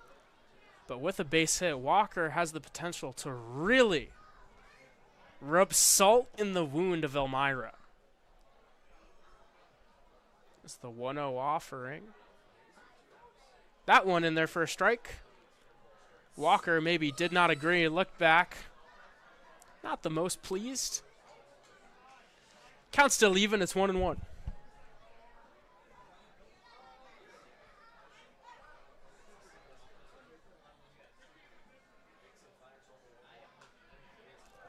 Fouled off, third base side, out of play. Count runs to 1-2.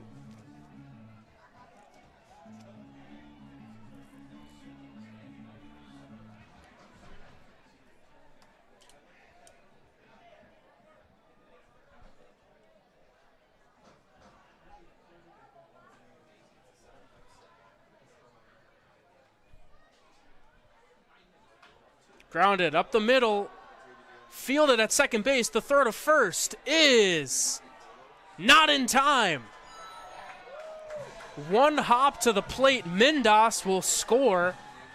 Bang, bang call, but Caleb Walker shows off the speed and legs out an infield single.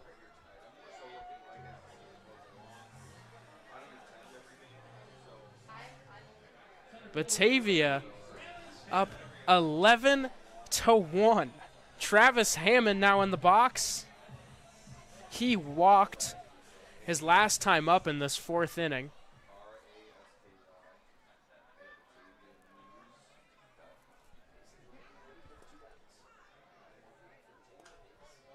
Hammond fouls the first pitch he sees, out of play.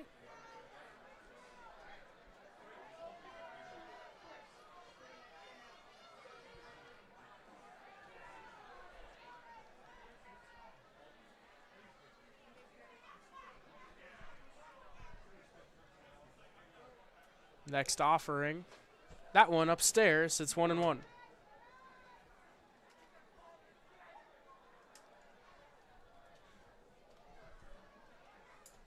Already 7 runs across here as the sun sets on a beautiful home opener in Batavia. 1-1 pitch. Swing and a miss. Looked like a slider there from Hayes. Got the patient Hammond to extend the zone on a beautiful, beautiful breaking ball.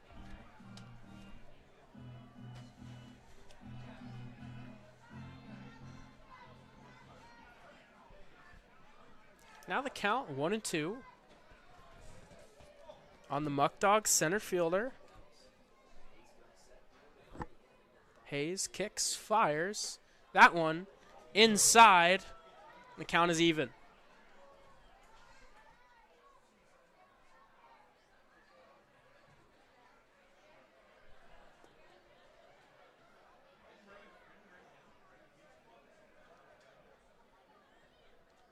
The pitch. That one called strike 3, and the inning is over.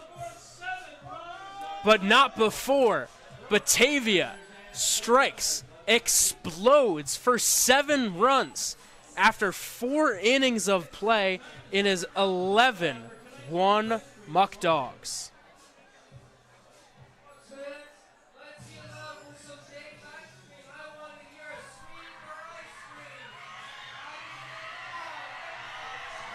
And fans, while we have a moment, let's take a look at the Muckdogs' upcoming schedule. Tomorrow, they're right back at it, right here at Dwyer Stadium as they host Jamestown at 4 p.m. You won't want to miss the special Batavia Daily News Meet the Team Night, which transpires on the 1st. Then on Wednesday, Batavia closes out the homestand as they'll go up against the Niagara Falls Americans at 6:30 with a special promotion as it's No Farm, No Food Night, one of the best nights of the year every year. Again, you will not want to miss that one.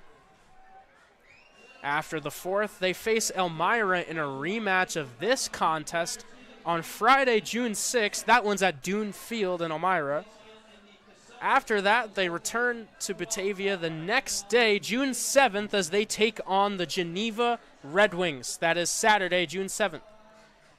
There will be, you see that right, a special helicopter candy drop, which if you or any candy lovers in your family know, they're sure to love that one. For tickets to any of those 3 upcoming home games, season tickets, or tickets to any future game, please contact 585-524-2260.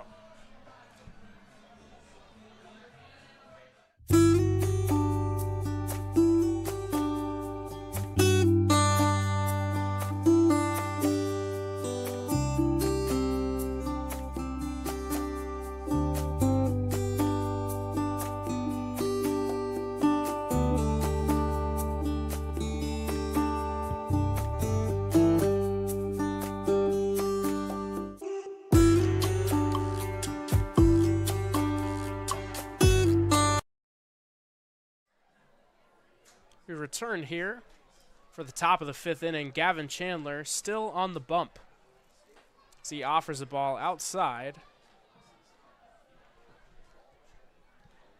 It's a 1-1 count. My apologies for missing that first offering.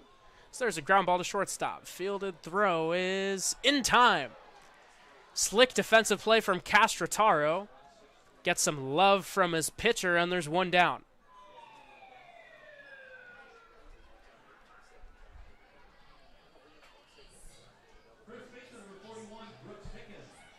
Digging into the box now, it's Brooks Hickens. Hickens doubled his last time up. Strike is fired in there from Chandler.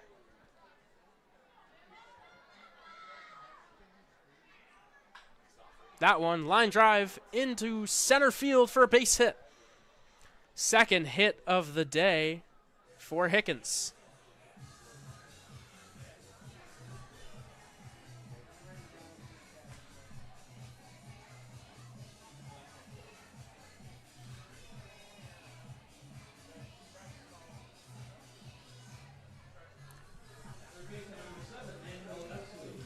here comes Manuel Esley. One of a few pioneers who've been struck out by Chandler. That one lined into left field. It's a base hit. First pitch he sees, yanks it into left. Nice piece of hitting right there.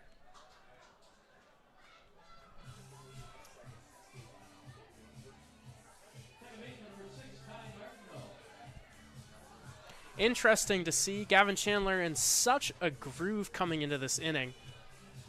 But he just sat on the bench on a cold night for upwards of 20 to 30 minutes. It's always tough to sort of get back out on that mound and act like you didn't just take a major break. It's hard to stay warm, again, especially on a day like today where the feels like is in the 30s. It helps to find that groove, though, when you lead by 10 runs. Chandler's 1-0 pitch. Breaking ball upstairs. It's 2-0.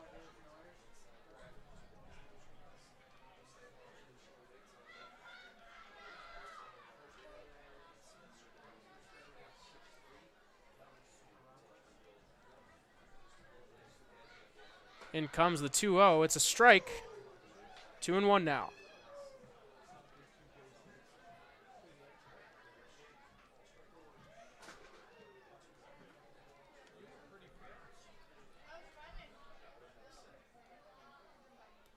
Two-one offering. Ground ball, second base. They'll throw to first, try to get that out, and they do. Savvy play by the veteran Caleb Walker there. Didn't have a shot at the out at second, certainly not at a double play. No need to make unnecessary risk up by 10 runs. Chandler knows that and records the second out.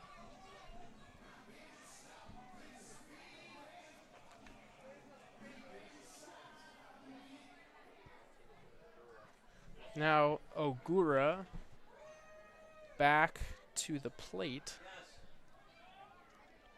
Has grounded out all 3 times. He's come up in this one.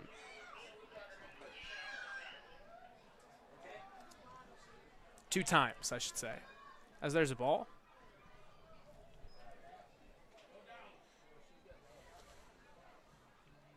The pitch. Swing and a miss. Strike one.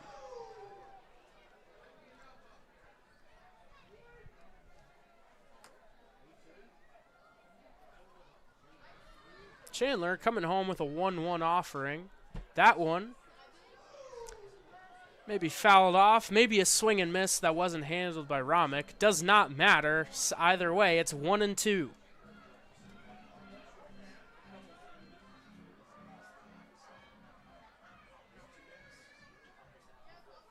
Swing and a miss. Strike 3.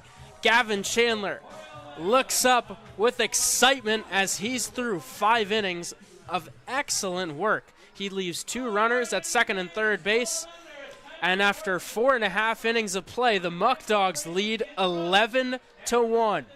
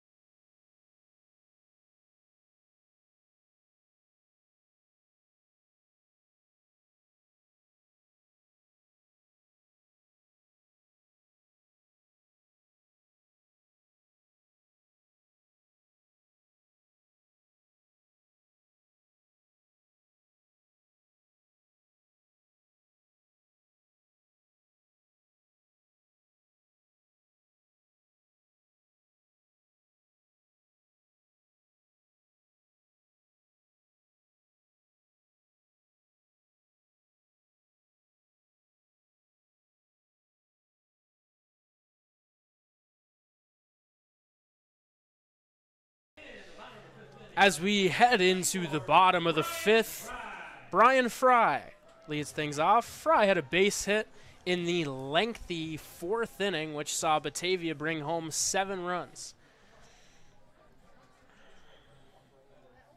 Brendan Hayes still on the mound for Elmira. He pumps in a strike to open up the inning.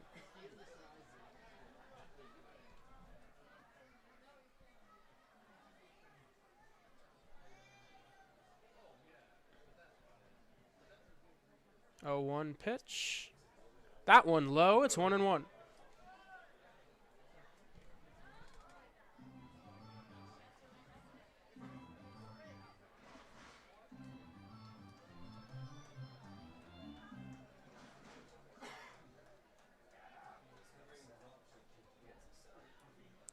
One pitch here.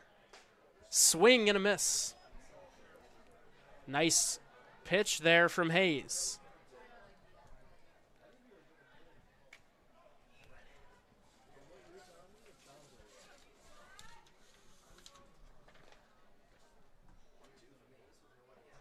That one in the dirt. Fry does an offer at it.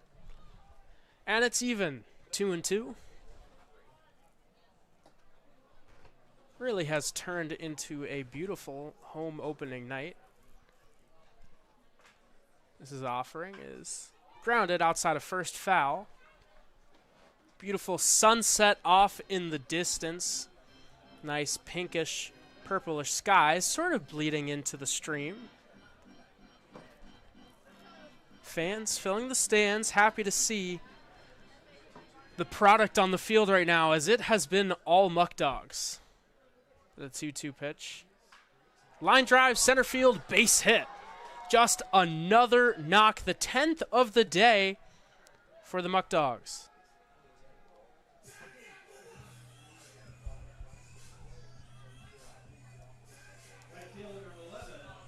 Now Braden Reyna digs into the box. Reyna came through with a big 3-run scoring single last time he came up.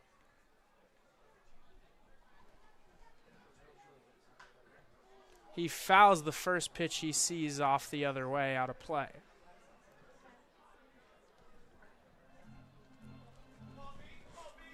Muckdogs still need a few runs to get into run rule territory, as it's not there yet. The pitch here is line drive down the right field line and fair. Fry is going for third. He's there easily. Reyna going for second base. He's out by a good margin. Single out, trying to stretch it into a double. But still, his second hit of the day. A runner is on third base with 1 out now.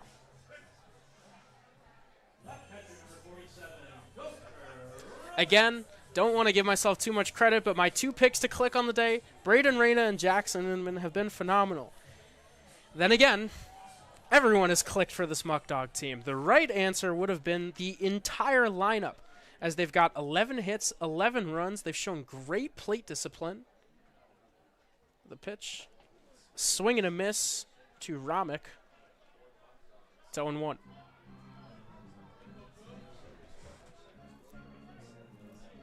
Also need to give some love to Gavin Chandler. He is certainly clicked today. 5 innings of 1-run ball. There's a swing and a miss for strike 2 from Romick.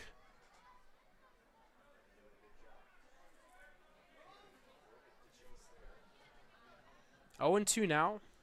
Infielders on the lip of the grass trying to cut down this run, as there's a swing and a miss, strike 3. Hayes goes to the gas and gets the second out of this inning.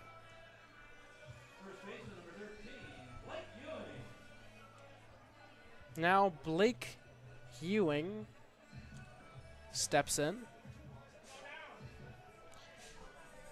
Ewing showing terrific patience at the plate today.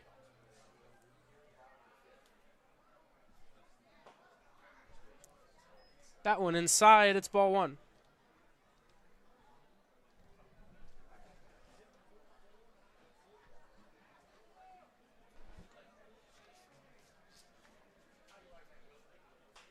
Ewing flares it into left field. That one's going to get down for a base hit.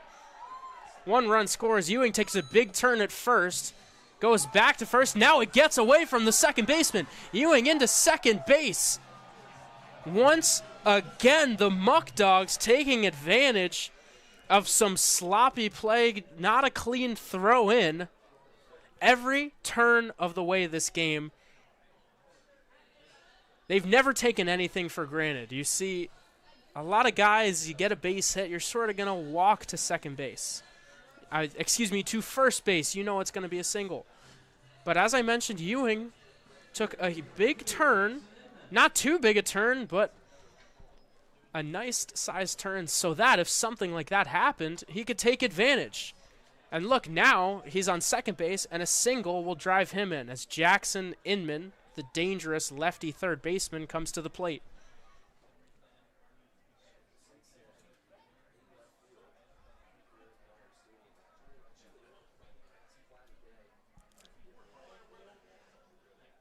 Oh, 1 line drive. That one's up the middle for a base hit. They're going to wave home Ewing. He will score. The Muckdogs lead 13-1. The onslaught continues. Just how I talked about it before, that's where you see in live time the benefit of staying aggressive. Even up by this many runs, they want to pour it on for Elmira. They don't care that it's a 12-run game now. Blake Ewing, the second he sees the ball skips away, he's ready to take that base. And again, it's because they put themselves into positions where they can succeed.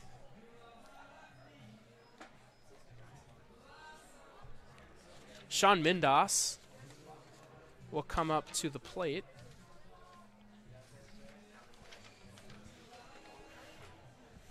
Looks like we'll have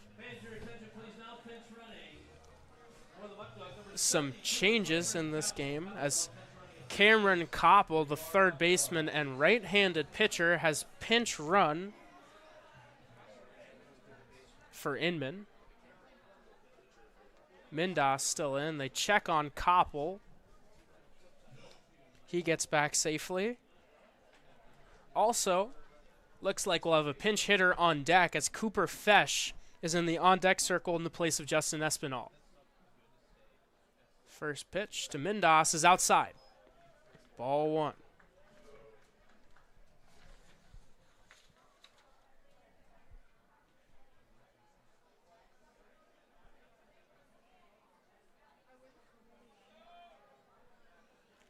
One and 0 now.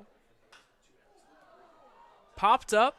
Shortstop camped over it. He will make the catch and retire the side. But the Muckdogs strike for 2 more runs, continuing this blowout. 2 runs, 4 hits. Side is retired after 5 innings of play. Muckdogs 13, Pioneers 1.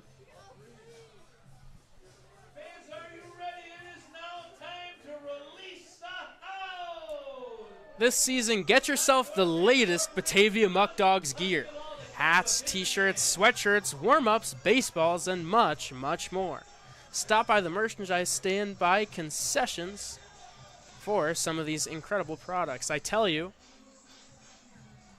if you know anyone with a summer birthday, might not feel like summer, but it's coming up. Anybody with a June birthday, July birthday, I think some Muckdog merchandise could be the perfect investment for the baseball fan and your family. As we roll into the 6th inning, again, thank you to everybody tuning in.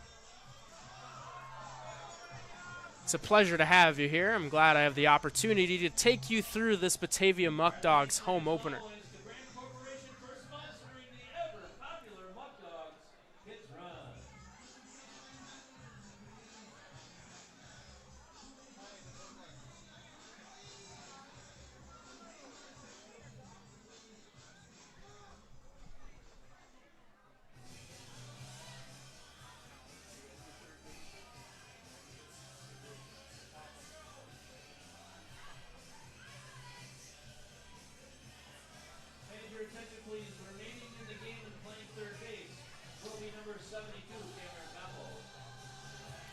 Stepping into the box now is Cooper Smith as we return.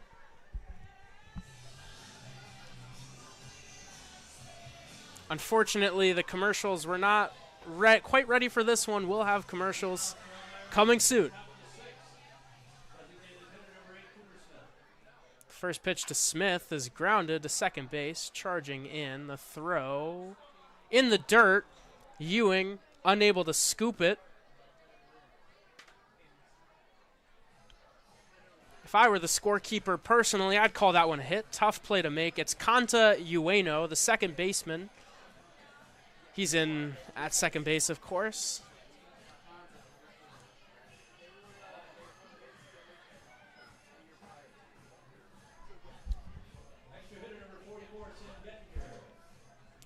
Leadoff single for Smith, and now Sam Gettinger digs into the box.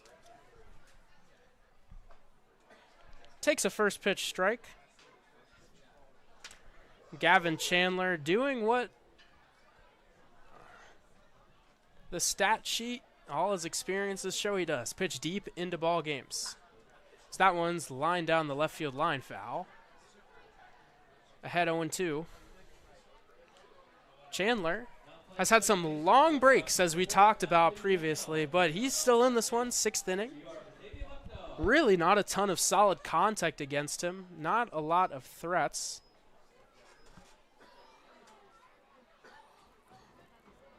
Called time there. Chandler's about to throw over to first base, but the umpires ordered against it.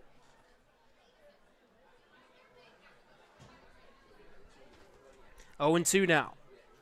The offering is grounded to second base. Ueno throws to second for 1. No time to get the out at first. Runner on first now with 1 out in the inning. Ueno into the game quickly, getting tested out. Looking forward to seeing him in the box, because let me tell you, he's got some eye-popping numbers at the dish. 464 average this season with Houghton University, a 538 on base, and a 621 slug. Led the team in average on base percentage, OPS, and stolen bases. As a meeting on the mound now with Gavin Chandler, bringing everyone in, and they will also be bringing in a new arm. Chandler leaves after 5 1/3 innings, 1 earned run, a brilliant performance for the lefty. Skip Martinez waves to the crowd to cheer on their lefty as he exits.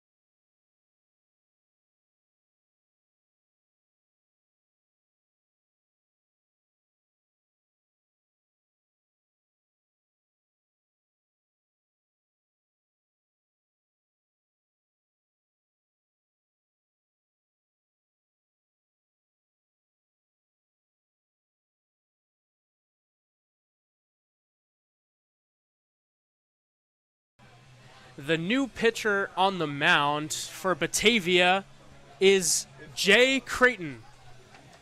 Creighton, out of Summers, New York, just finished his first season at Lackawanna College, previously transferred from Scranton.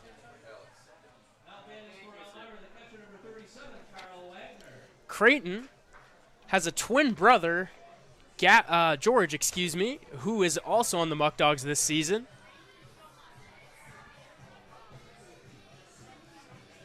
A late arrival this year after Scranton College had major success in the junior college playoffs.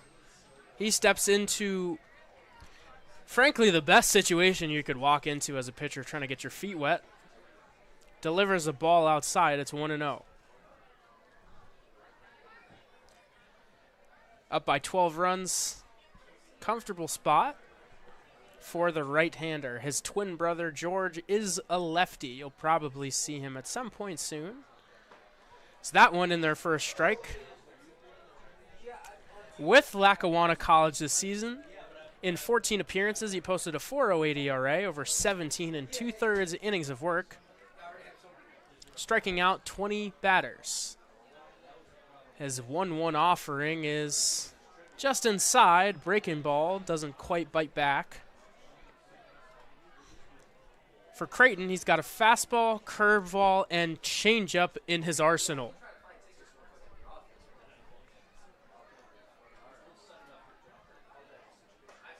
Goes to the heater there. That one inside. It's 3-1.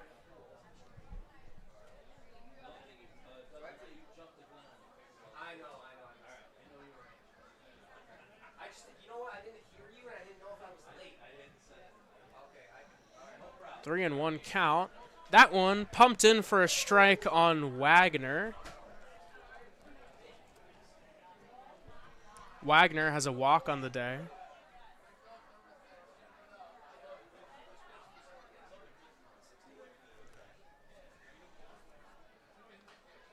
That one fouled away. Sean, I can confirm they are identical twins. Thank you again to everybody who's tuned in to this contest. Appreciate all the support and the helpful comments. The pitch. Outside, ball 4, and Wagner will reach base.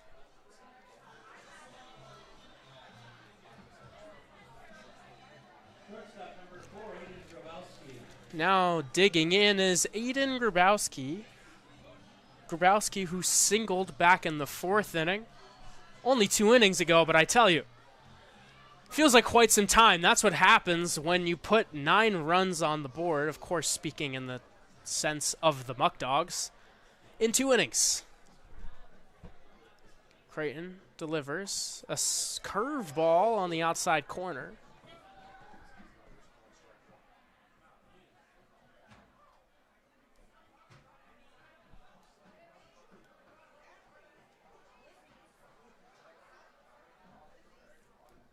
A 1 pitch. Outside, ball 1.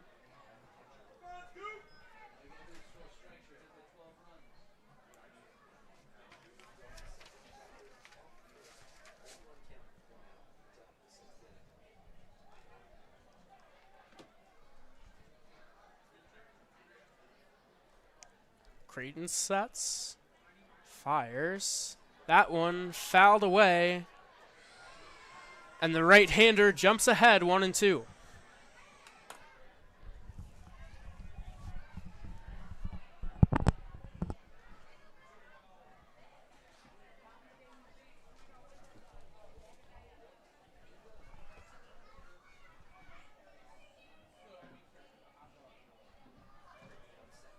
One-two pitch.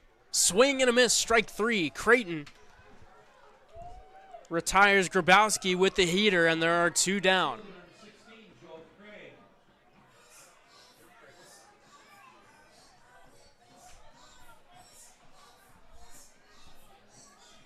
Joe Craig now comes to the plate.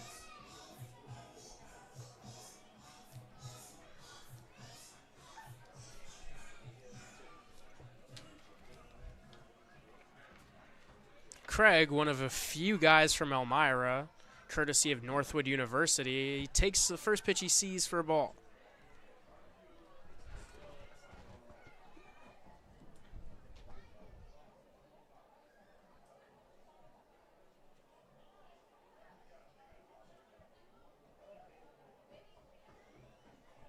One and 0 on the left-hander. That one in for a strike on the outside half of the plate.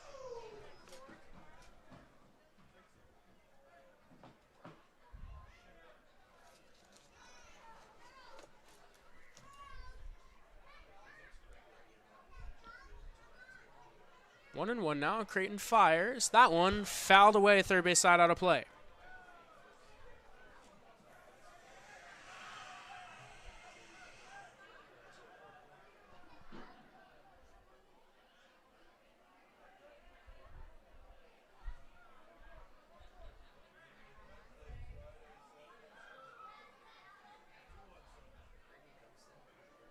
One-two pitch. Swing and a miss. Strike three. Creighton gets him with the heater, and the side is retired. Elmira leaves one runner on base. My apologies. Two left on base.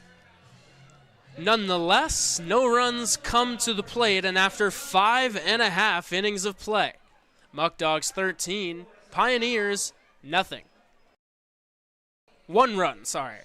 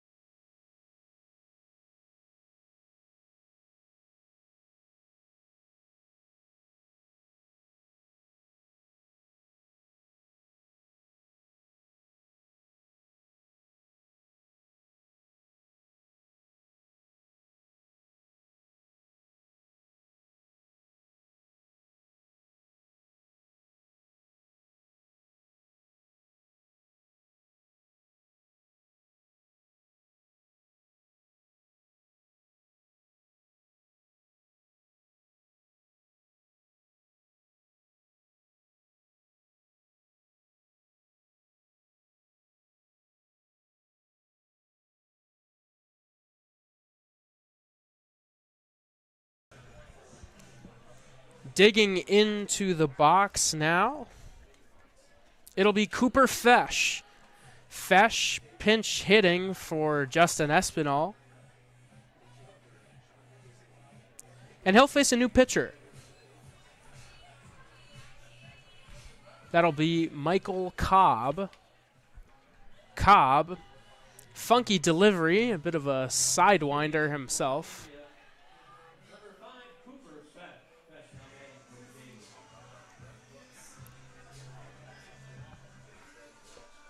Fesh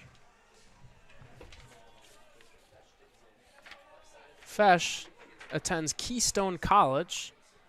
Fouls the first one he sees, third base side, just outside of the foul line. Attended Keystone College, who had an incredible season, going 37-11 and making the quarterfinal of the D3 National Championship.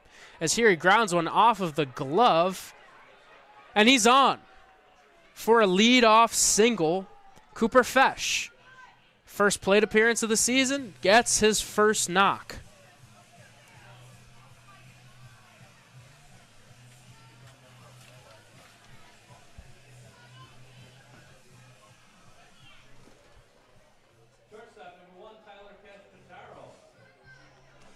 Tyler Castrataro now digs into the box and takes the ball outside.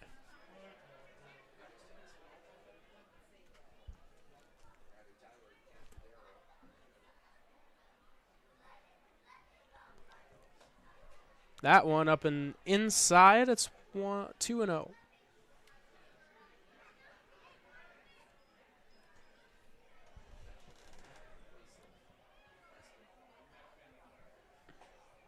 That one in there for a strike.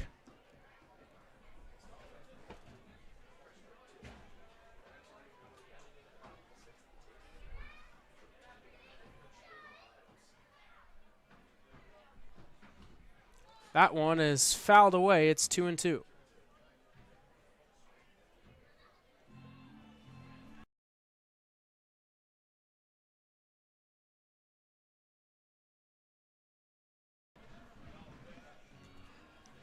The 2-2 coming home to Castrataro. Outside, and it's full count now.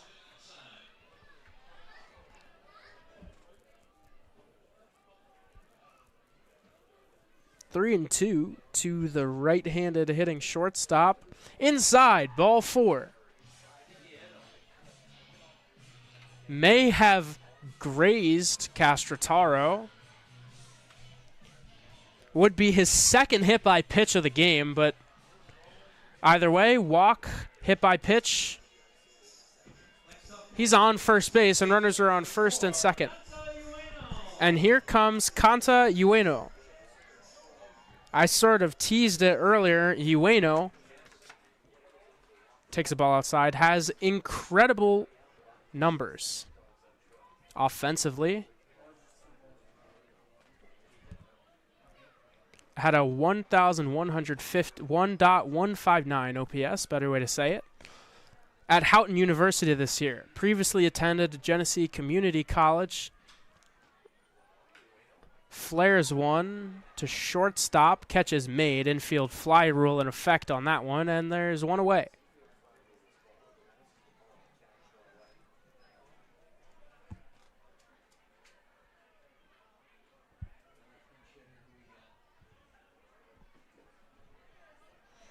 Pinch hitter in, it's Jacob Vechko.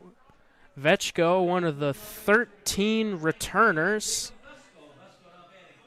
He was the 12th ranked outfielder in the state of New Jersey by Perfect Game in 2021. Takes that one for a ball.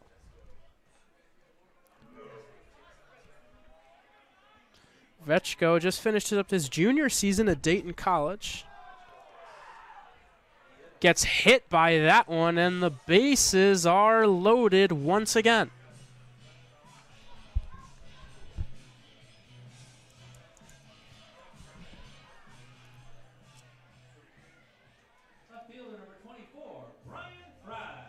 Brian Fry back up to the dish. A lot of pinch hitters coming in. Fry, not one of them.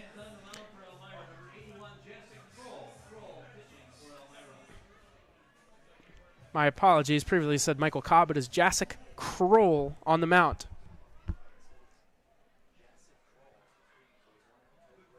That one skips in the dirt. It's 1-0.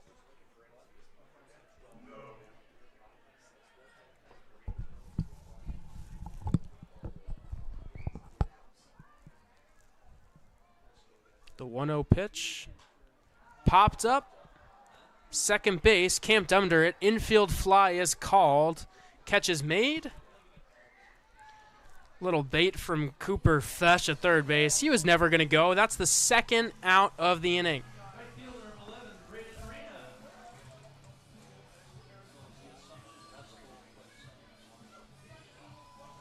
Braden Reyna back in the box.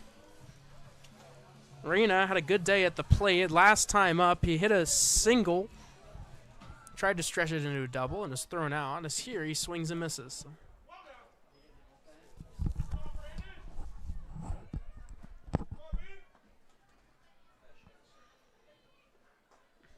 That one in for a strike. And quickly, Reyna behind 0-2.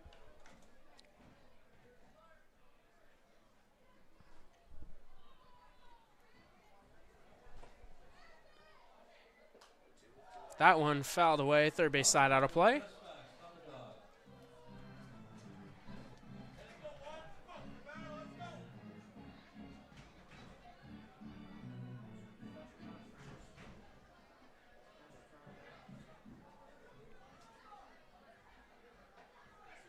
Oh, and 2. That one in the dirt. It's 1-2 now.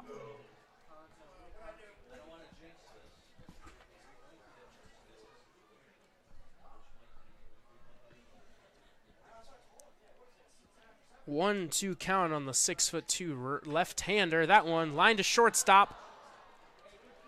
Unlucky for Reyna as he hit it on the nose, but right at Grabowski, and that will retire the side. After 6 innings of play, the Muckdogs lead the Pioneers 13-1.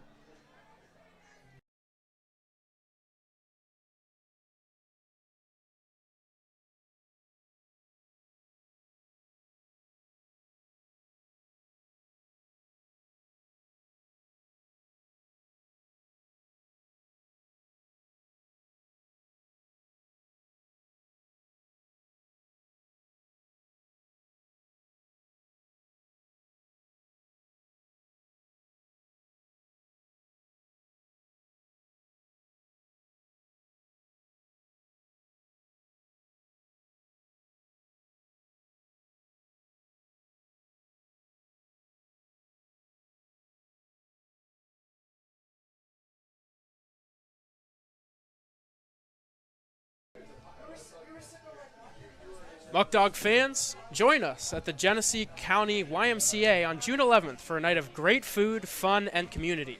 Enjoy a $10 spaghetti dinner, meet players from the 2025 Batavia Muckdogs, and support a great cause. Additionally, you'll have the opportunity to bid on Batavia Muckdogs gear, exclusive YMCA merchandise, and more. For more information or to purchase tickets, please head to our X account at Batavia Muckdogs with a capital B and a capital M. And Bubba Dog, the one and only, says hello to you all. Thank you again for listening to this broadcast.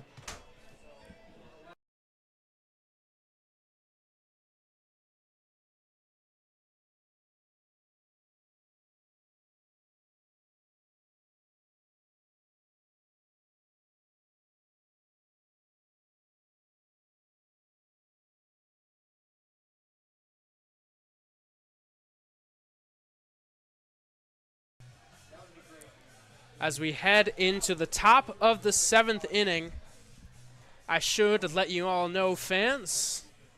No, I saw a comment in here about it earlier. The mercy rule is 10 runs after 7 innings. So if Batavia does not allow more than 2 runs, in this inning, this ball game is over. And looking to close it out, it is the superstar Batavia reliever, Garrett Beaver. Beaver, coming back for his 3rd year with Batavia, has pitched to an ERA just above 1 in 2 years of work up here. His first pitch is in there for strike 1.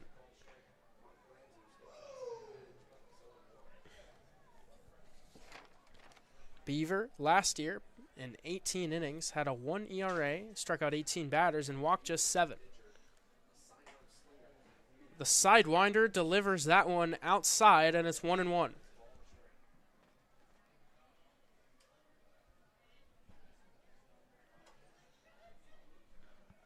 One and one count now. That one clips the outside corner, and Beaver ahead 1-2.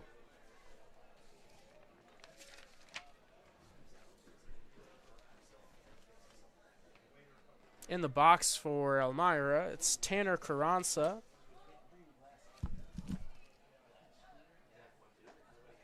The right fielder leaves that one off the plate away.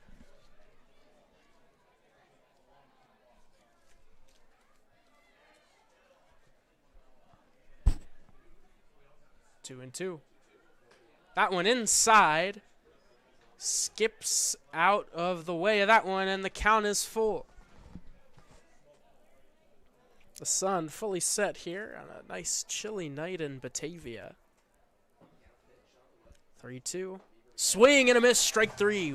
Beaver, goes to the heater and gets out at number 1.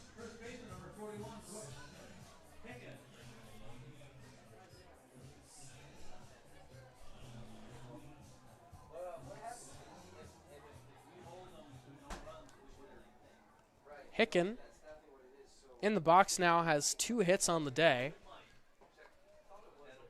First delivery is low, 1-0.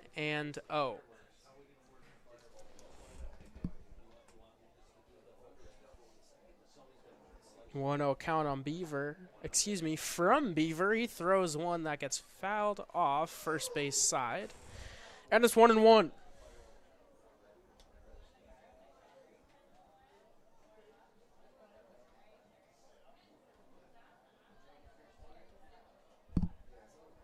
The 1-1 delivery. Flared foul towards third base. Hits the net. It's 1-2.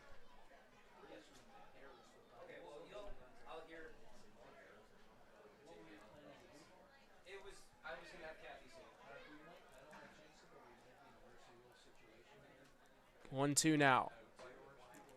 Just a touch outside, and the count's 2-2.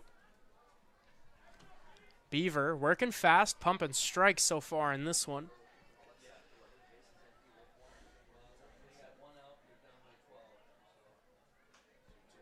That one fouled away once again. Hits off of the Muckdogs dugout.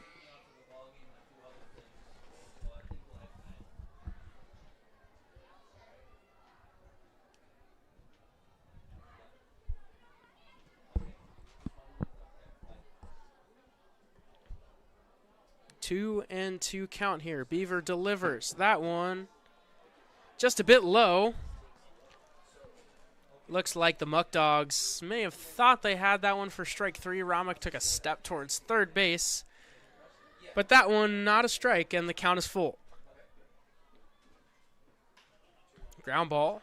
First base just stays fair. Ewing Field steps on the bag, and there are 2 away. Third baseman number 7, Manuel Esley. Manuel Esley now in the box. The third baseman singled his last time up, struck out back in the 3rd inning, and he is the last chance for Elmira.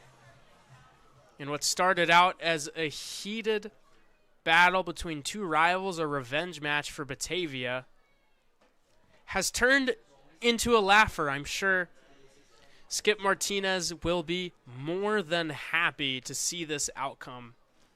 Just an all-around team effort. Everybody from top to bottom in the box score, getting base hits, driving in runs, running up full counts on the mound.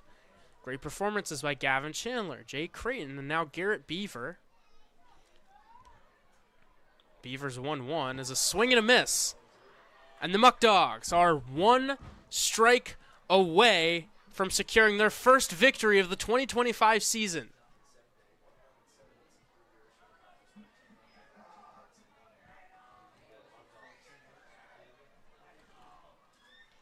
Beaver winds, kicks, fires. That one outside, a slider away, and the count's 2-2. Truly so many guys that you could pick from as the player of the game. As swing and a miss, strike 3, and this ball game is over. Muckdogs win in a mercy rule, their first victory of the season. They defeat the rival Elmira Pioneers in dominating fashion. Muckdogs 13, Pioneers 1. Batavia finishes with 13 runs, 14 hits, and 1 error. Elmira 1 run, 7 hits, and 4 errors. The winning pitcher today, Gavin Chandler. Chandler tossed 5 1/3 innings on the day. 5 1/3 innings, 7 hits allowed, struck out 4 batters, walked 1. Threw just 71 pitches, an efficient, dominant performance from the left-hander. Showing love to some of the bats as well. Blake Ewing gets on base 3 times, 3 knocks for Braden Reyna. Jackson Inman with 2 hits, 3 RBIs. One of those a triple, of course. Also drew a walk. Tyler Castrataro got on base 4 times in this one. From top to bottom, an excellent performance for the Muckdogs. That is just about going to do it for this one. I'm Nikita Lohman. I've been your play-by-play commentator for this one. Thank you for tuning in. We'll be back here once again tomorrow at 4 p.m. as the Muckdogs take on the Jamestown Tarpskunks in a rematch from Thursday. Signing off now. Have